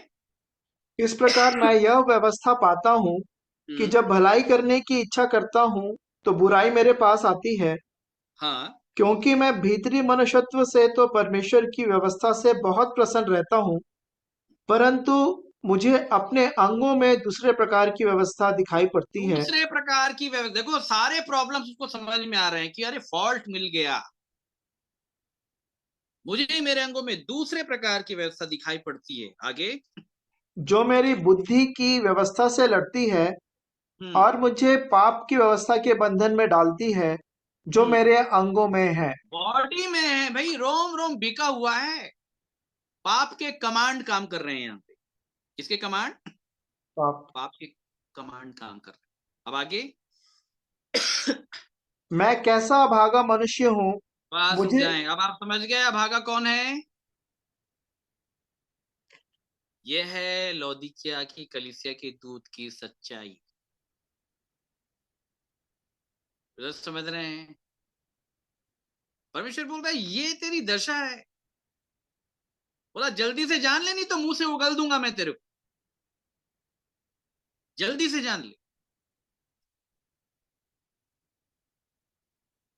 मैं कैसा अभागा मनुष्य हूँ। मनुष्य हूं। मुझे इस मृत्यु की देह से कौन छुड़ाएगा। कौन छुड़ाएगा? मैं बंधन में हूं। अब प्रभु स्मृति छुड़ाएगा। अब जब एक व्यक्ति जान लेता है, इस रीति के आधार पे जान लेता है, इसलिए पौलुस बोलता है कि मैंने जिस परमेश्वर पे विश्वास किया मैं उसको जानता हूं, मैं अपने आप को भी जानता हूं, मैं मालूम है मेरी दशा क्या है। तो समझ पा रहे हैं?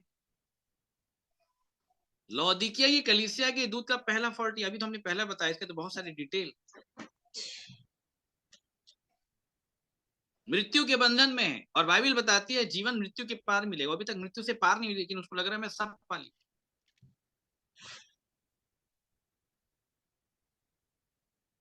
ये है लौदीकिया की कलीसिया के दूत का हाल।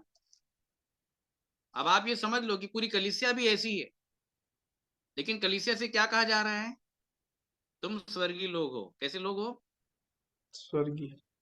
क्या परिभाषा है भाई स्वर्गीय? कौन है स्वर्गीय? स्वर्गीय मतलब समझ रहे हैं? जिसके पास प्रभु यीशु मसीह के समान मर के जी उठने का अनुभव आ जाता है और जिसकी पहुंच पिता के दाहिने मसीह के पास हो जाती है, उसको स्वर्गीय बोलते हैं। और उसको फिर बाइबल का भेद प्रकाशन सब मालूम होगा, ये आपको बता दिया, क्योंकि स्वर्ग में रहता है। कहाँ रहता है? स्वर्ग में। वो स्वर्ग में रहता है भाई, उसकी पहुंच है वहां तक। तो बोलना आसान है, आप समझ रहे हैं? आप किसी को भी बोल दो कि भैया आप लोग सब स्वर्गीय हो, सबको सुन के अच्छा लगता है, ये ह्यूमन नेचर है। आप अच्छा ही सुनना चाहते हैं। किसी को बोलो भाई आप नरकी हैं, बुरा मान जाएगा वो। कैसे बोल दिए आप? अरे लक्षण दिखा रहे हैं भाई, आप स्वर्ग नहीं जा रहे, वो लक्षण बता रहे हैं। तो सच्चाई ये है। इसलिए लौदीकिया की कलीसिया के दूत को ये साफ साफ कहा गया और उसका पूरा डिटेल पढ़ लें। प्रकाशित वाक्य 3:17 से।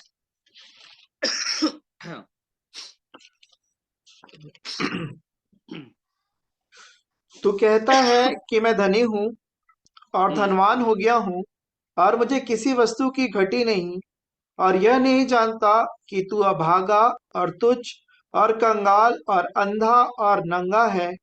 अभागा बोल दिया और ये बोल दिया तुच्छ है मेरी दृष्टि में, और तू क्या है? कंगाल, कंगाल है और अंधा अंधा है और और नंगा है। देखो, जिसकी आंख खुल गई ना, पौलुस बोलता है मैं नंगा हूं, मैं जानता हूं। ये देखो, अब परमेश्वर नंगे को कपड़ा पहना देगा। आदम को भी कपड़ा पहनाने से पहले परमेश्वर ने उसके कपड़े उतारे, उसको एहसास दिलाया कि तू नंगा है। जब मान लिया तब परमेश्वर ने कपड़े पहनाए।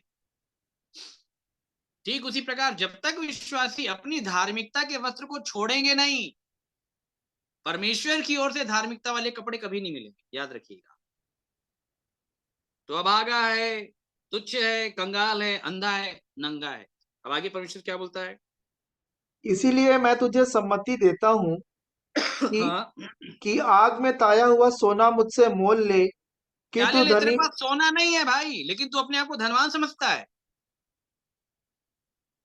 आग में ताया हुआ ताया सोना, हुआ सोना सोना मुझसे क्या ले ले? मुझसे मुझसे मोल ले ले। मोल ले और कि तू धनी हो जाए।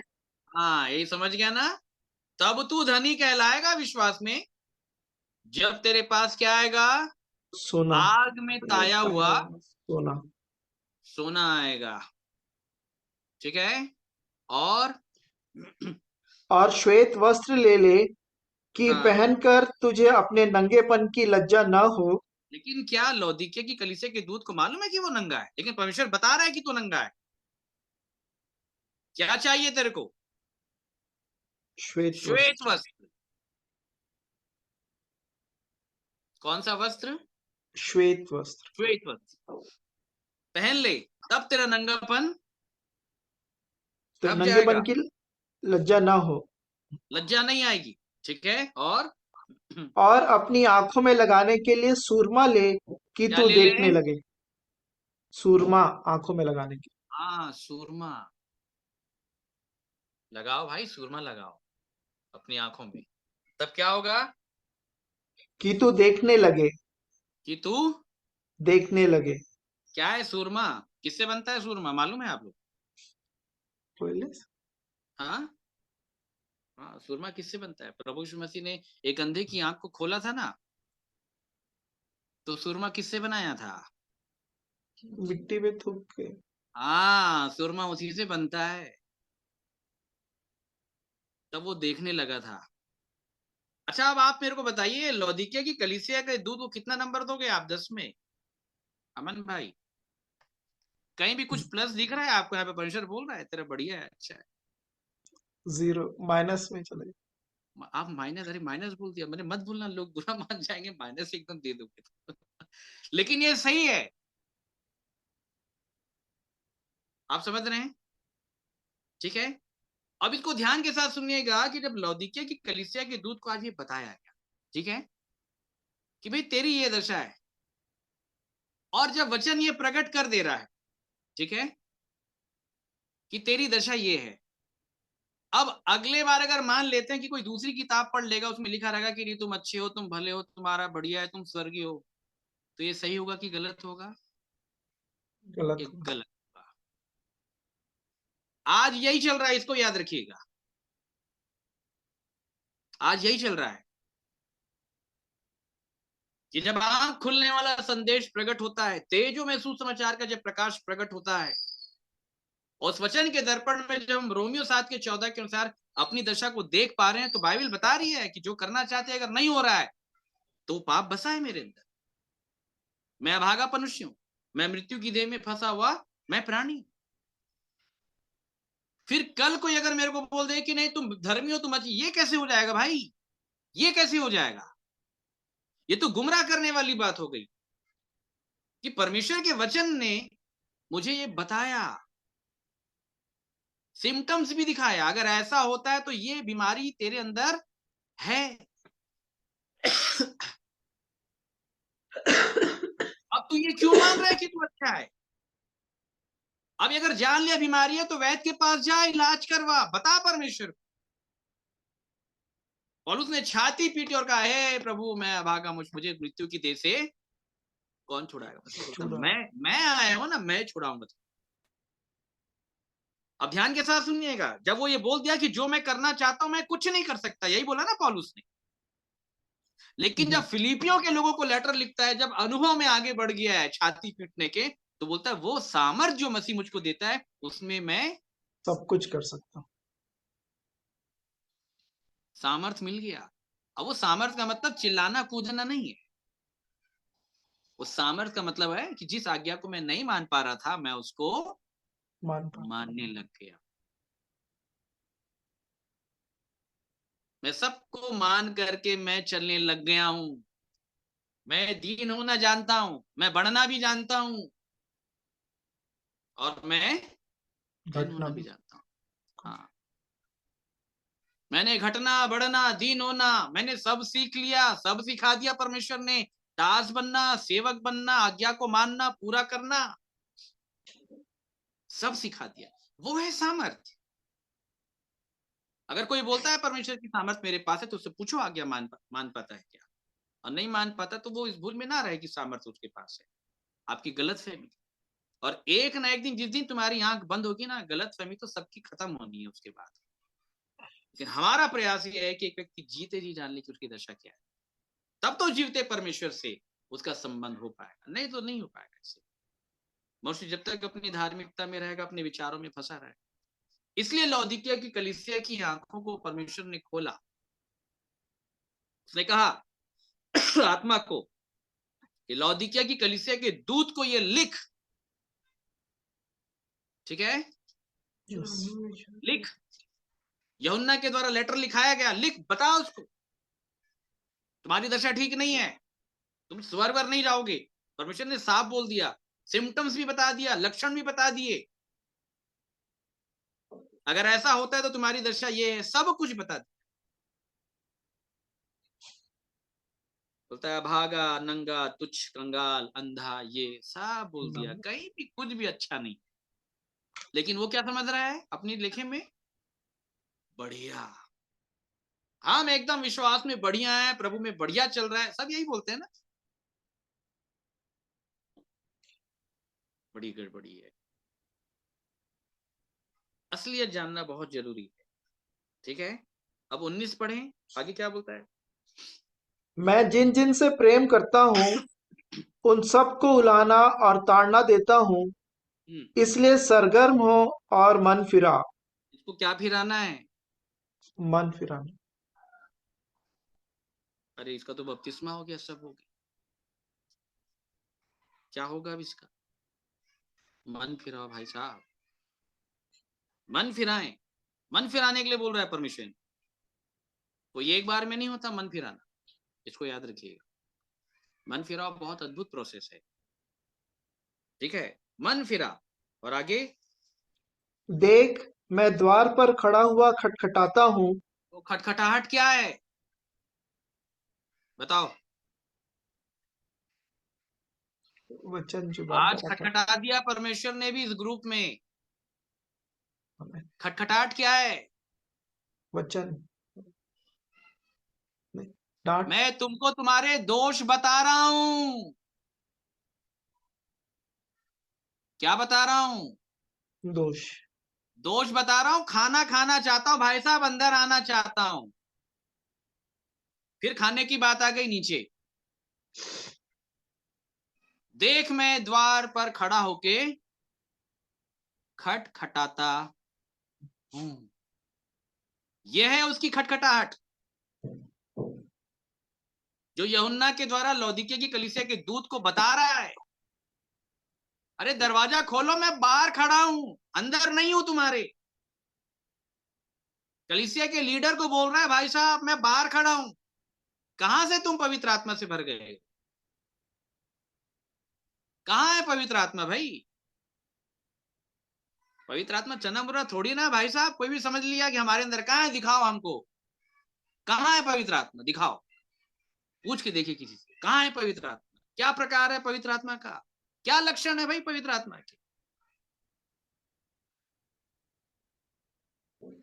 मुंह फुला रहे हो, संबंध बिगड़े हुए हैं, घर में लड़ाइयां और झगड़े चल रहे हैं, तुम क्या प्रेम का काम करोगे संसार में?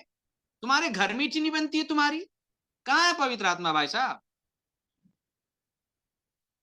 बाइबल में साफ लिखा है, अगर तुम अपने मन में कड़वी डा विरोध रखते हो तो झूठ मत बोलो, परमेश्वर बोल रहा है तुम्हारे अंदर दूसरा आत्मा काम कर रहा है। ये वो आत्मा नहीं है जो ऊपर से आता है, वरन संसारिक है, शारीरिक है, शैतानिक। परंतु जो ऊपर से आता है वो पहले पवित्र होता है, मेल मिलाप, दया, क्षमा, सहनशील होता है। ना तो घर में चीनी बन रही किसी की। कहाँ है भाई साहब पवित्र आत्मा? लौदीकिया की कलीसिया के पासबान को कह दिया, अरे मैं बाहर खड़ा हूं, तुमने प्रभु यीशु मसीह को बाहर खड़ा रखा है, बाहर खड़ा रखा है। समझ रहे हैं? अब मुझे किसी चीज की आवश्यकता नहीं, तो यीशु बाहर ही खड़ा है। इसलिए उसने कहा, वैद्य भले चंगों के लिए नहीं, बीमारों के लिए आया और बीमारी बता दिया है। तू अंधा है, तू नंगा है, कंगाल है, समझ गया बीमारी, नॉक नॉक दे रहा हूं, खोल, अंदर आऊंगा, ठीक कर दूंगा। और नहीं खोलेगा, आगे बढ़ जाऊंगा, आगे बढ़ जाऊंगा। और एक बार आगे बढ़ गया ना भाई साहब, वापस नहीं आएगा, पीछे नहीं आएगा। जिसके भी जीवन से एक बार अगर वो आगे बढ़ गया तो फिर वापस नहीं आएगा। क्या बोल रहा है वो उसको, लौदीकिया की कलीसिया के दूत को क्या बोल रहा है, क्या सिखाना चाह रहा है, हमको क्या बोलना चाह रहा है भाई? हमको भी देखना है। अगर हमारी ये दशा है तो हम भी इसी कैटेगरी में आते हैं। कोई भी है, आप हो, मैं हूं, कोई भी हो, अगर लक्षण है 102 डिग्री का तापमान है, बुखार है भाई, स्वीकार करने में क्या दिक्कत है भाई? क्या दिक्कत है? छोटे हो जाओगे, क्या हो जाओगे? ठीक होगे ना भाई। बीमारी को जब स्वीकार करोगे तभी तो इलाज होगा।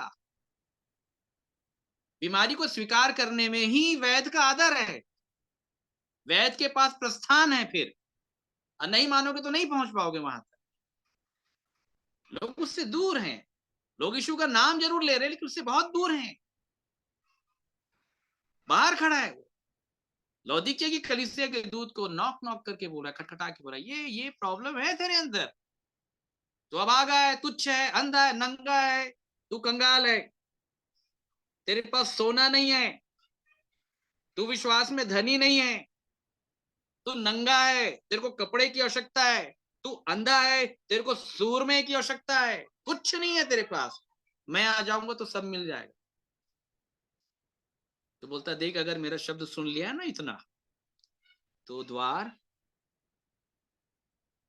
क्या कर दे, खोल दे। द्वार क्या है?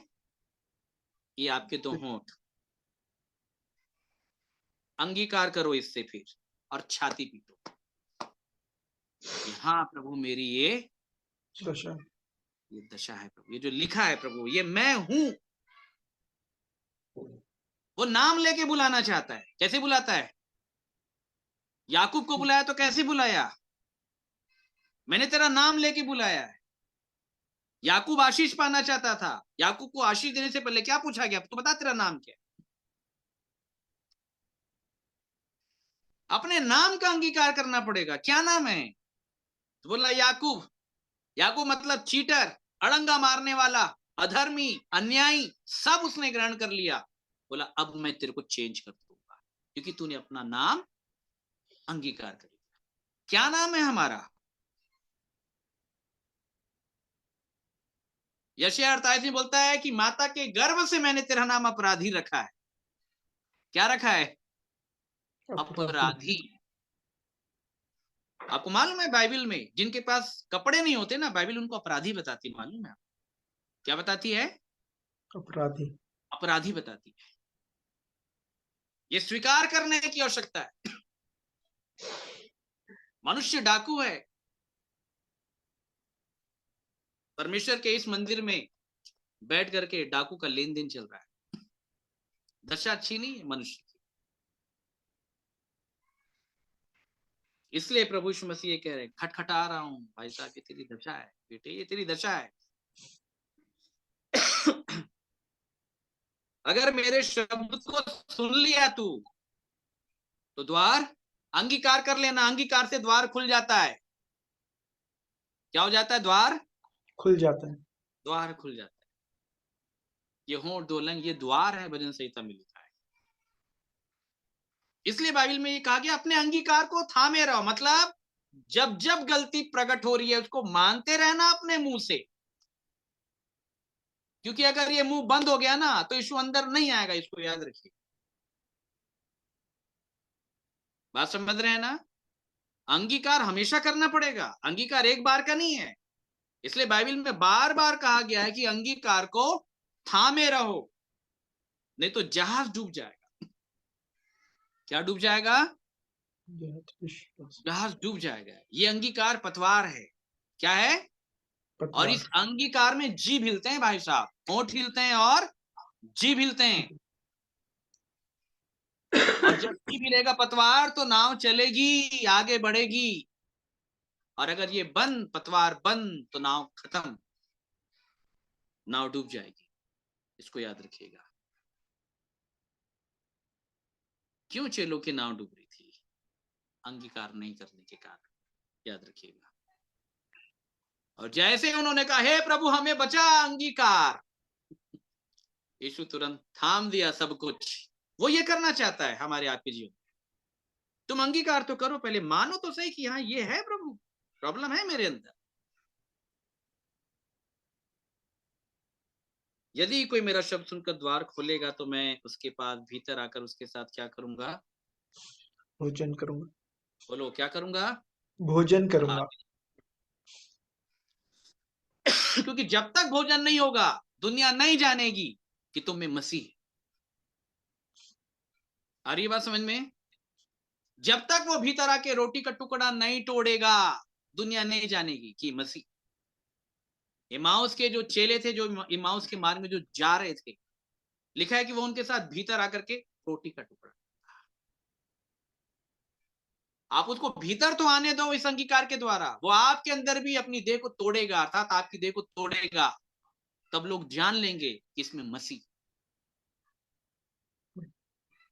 भोजन करूंगा बोलता है वो। क्या करूंगा? भोजन करूंगा। क्या भोजन करना चाहता है अमन भाई? वो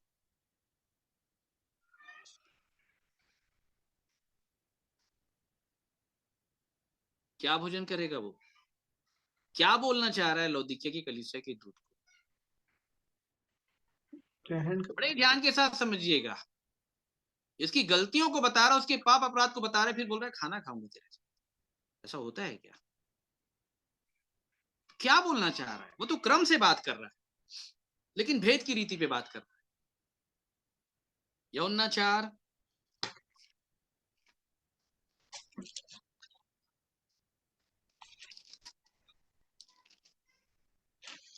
का 34 से पढ़े, 34।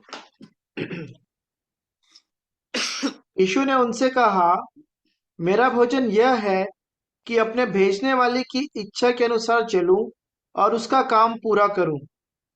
बताइए क्या भोजन करेगा वो? परमेश्वर पिता की इच्छा और काम को वो पूरा करेगा। लेकिन कब पूरा कर सकता है वो? जब लौदीकिया की कलीसिया का दूत उसको अंदर आने देगा। उसको ये बोलना चाह रहा है तू मुझको अंदर आने दे, मैं परमेश्वर की इच्छा और काम को क्या कर दूंगा तेरे जीवन में? पूरा कर दूंगा। पूरा कर दूंगा। कुछ नहीं है तेरे जीवन में, कुछ पूरा नहीं हुआ है, कुछ अच्छा नहीं है। तू अभागा है, नंगा है, तुच्छ है, कंगाल है, तेरे पास कपड़े नहीं है, तेरी आंखें बंद है, तेरे पास सोना नहीं है, कुछ नहीं है। मुझे भीतर आने दे, मैं सब कर दूंगा। इसलिए बोल रहा है मैं भीतर आना चाहता हूं। कैसे आऊंगा? जब तू द्वार खोलेगा। द्वार खोलना क्या है? जब लौदीकिया की कलीसिया का दूत ये मान लेगा कि हाँ प्रभु मेरी ये दशा है, आपने सिम्टम्स बता दिया, मेरे साथ ऐसा ही होता है, मैं भूल कर रहा था अपने आप को अच्छा समझने की, मैं भूल कर रहा था। जब वो अंगीकार कर लेगा तब मसीह अंदर आएगा। और जब अंदर आ जाएगा तो जो काम अभी अधूरा है ना, मैं उसे क्या कर दूंगा? पूरा कर दूंगा। और अगर तू मुझे अंदर आने नहीं देगा तो याद रखना, परमेश्वर जो तुझको आधा ग्रहण किया था ना, तेरे को मुंह से बाहर कर देगा। स्वर्ग के राज्य के सर्कल से बाहर, आउट ऑफ सर्कल कर देगा। आत्मा सुन ले, ठीक है, जिसके कान हुआ सुन ले कि आत्मा कलीसियाओं से क्या कहता है। जो जय पाए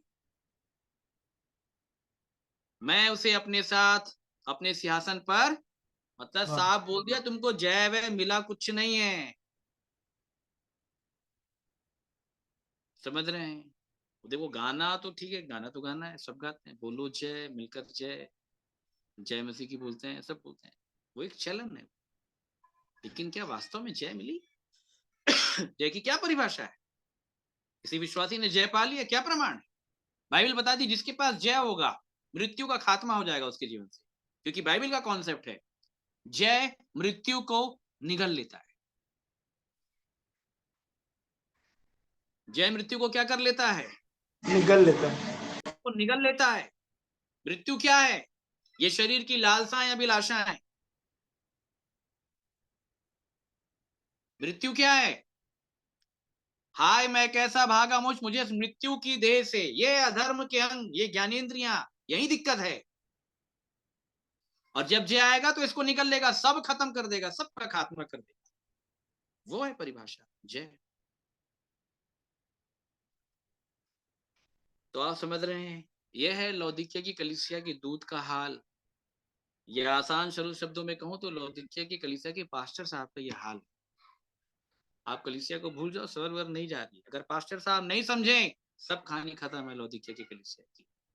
और आज ऐसी ही लौदीकिया की कलीसिया पूरे भारतवर्ष में, विश्व में, सब जगह आपको बता दिया, जो ये मान करके चल रहे हैं कि हम एकदम फुलफिल हैं, बट है नहीं। अगर आप हैं, प्रकट है, बहुत अच्छी बात है, मैं स्वागत करता हूं। लेकिन अगर ये लक्षण दिखाई दे रहे हैं, अभागापन, नंगा, अंधा, तुच्छ, कंगाल, अभागेपन की परिभाषा रोमियो 7:14 के अनुसार, फिर कैसे बोल सकते हो भाई? उसके बाद भी अगर आप नहीं मान रहे हो तो ये मान लो फिर आपका नरक जाना डिसाइडेड है। कुछ नहीं हो सकता, क्योंकि प्रभु यीशु मसीह ने कह दिया जो मेरी बात को नहीं मानेगा वो वहीं जाएगा। ये दशा है। अगर इतना बोलने के बाद भी अगर कान पे पर्दा पड़ा है तो पौलुस बोलता है नाश होने वालों के लिए पड़ा है। वो नाश होने के लिए जा रहे हैं। वो हटीले लोग हैं, टेढ़े लोग हैं। इसलिए बाइबल में जिसके कान हो वो सुने। सुन ले। और अगर सुने हैं तो ये दशा को आप देख नहीं पाएंगे।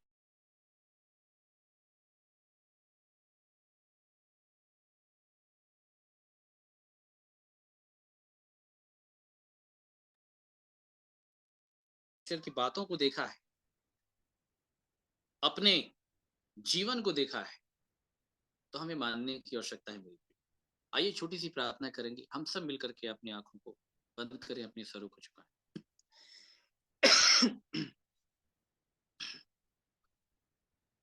प्रेमी दयालु महान शक्तिमान अनुग्रहकारी परमेश्वर पिता, आपको धन्यवाद देते हैं पिताजी, रात्रि काल के समय के लिए, जूम मीटिंग के इस ग्रुप के लिए, ब्लेसेड फैमिली ग्रुप के लिए, प्रिय भाई अमन के लिए, भाई पंकज के लिए, और भी अन्य ग्रुप के सारे विश्वासियों के लिए, भाइयों के लिए, सेवक गणों के लिए, जिनके मध्य आकर के आपने अपने पवित्र वचन को सत्यता की रीति के आधार पे बिना किसी रोक टोक के आपने आत्मा की उपस्थिति में रखने का हयाव प्रदान किया। पिताजी हम आपको धन्यवाद देते हैं कि जितने लोगों ने इस ग्रुप में आपके वचन को सुना है पिताजी, और भी इस वचन के दर्पण में जैसे आपने लौदीकिया की कलीसिया की दूत को साफ साफ लिखा है कि तेरी ये दशा है, उसके लक्षण को भी अगर आपने बताया है, उस लक्षण को भी सुनने के बाद अगर जितने लोगों ने अगर अपनी दशा को वैसा देखा है, पिताजी भी मान नहीं पाए।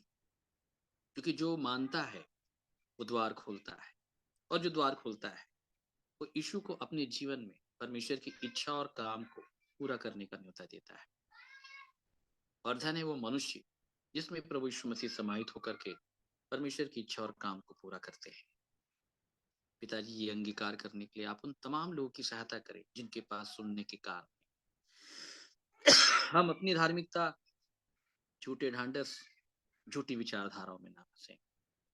वरन अगर हमारी ये दशा है, हम इस दशा के आधार पे अपना अंगीकार करें, परमेश्वर को अपना जीवन दे, तो पिताजी आप दया करें ताकि लोग सत्यता की रीति के आधार पे आपके साथ अपने संबंध को स्थापित कर सके, सच्चाई के अंगीकार के साथ, अपनी दशा के अंगीकार के साथ।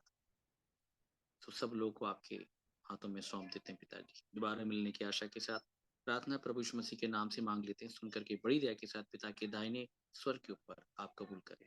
आइए सब एक साथ एक स्वर एक लय में कहेंगे, आमीन। आमीन। आमीन। आमीन। आमीन। तो आप सभी को जय मसीह की।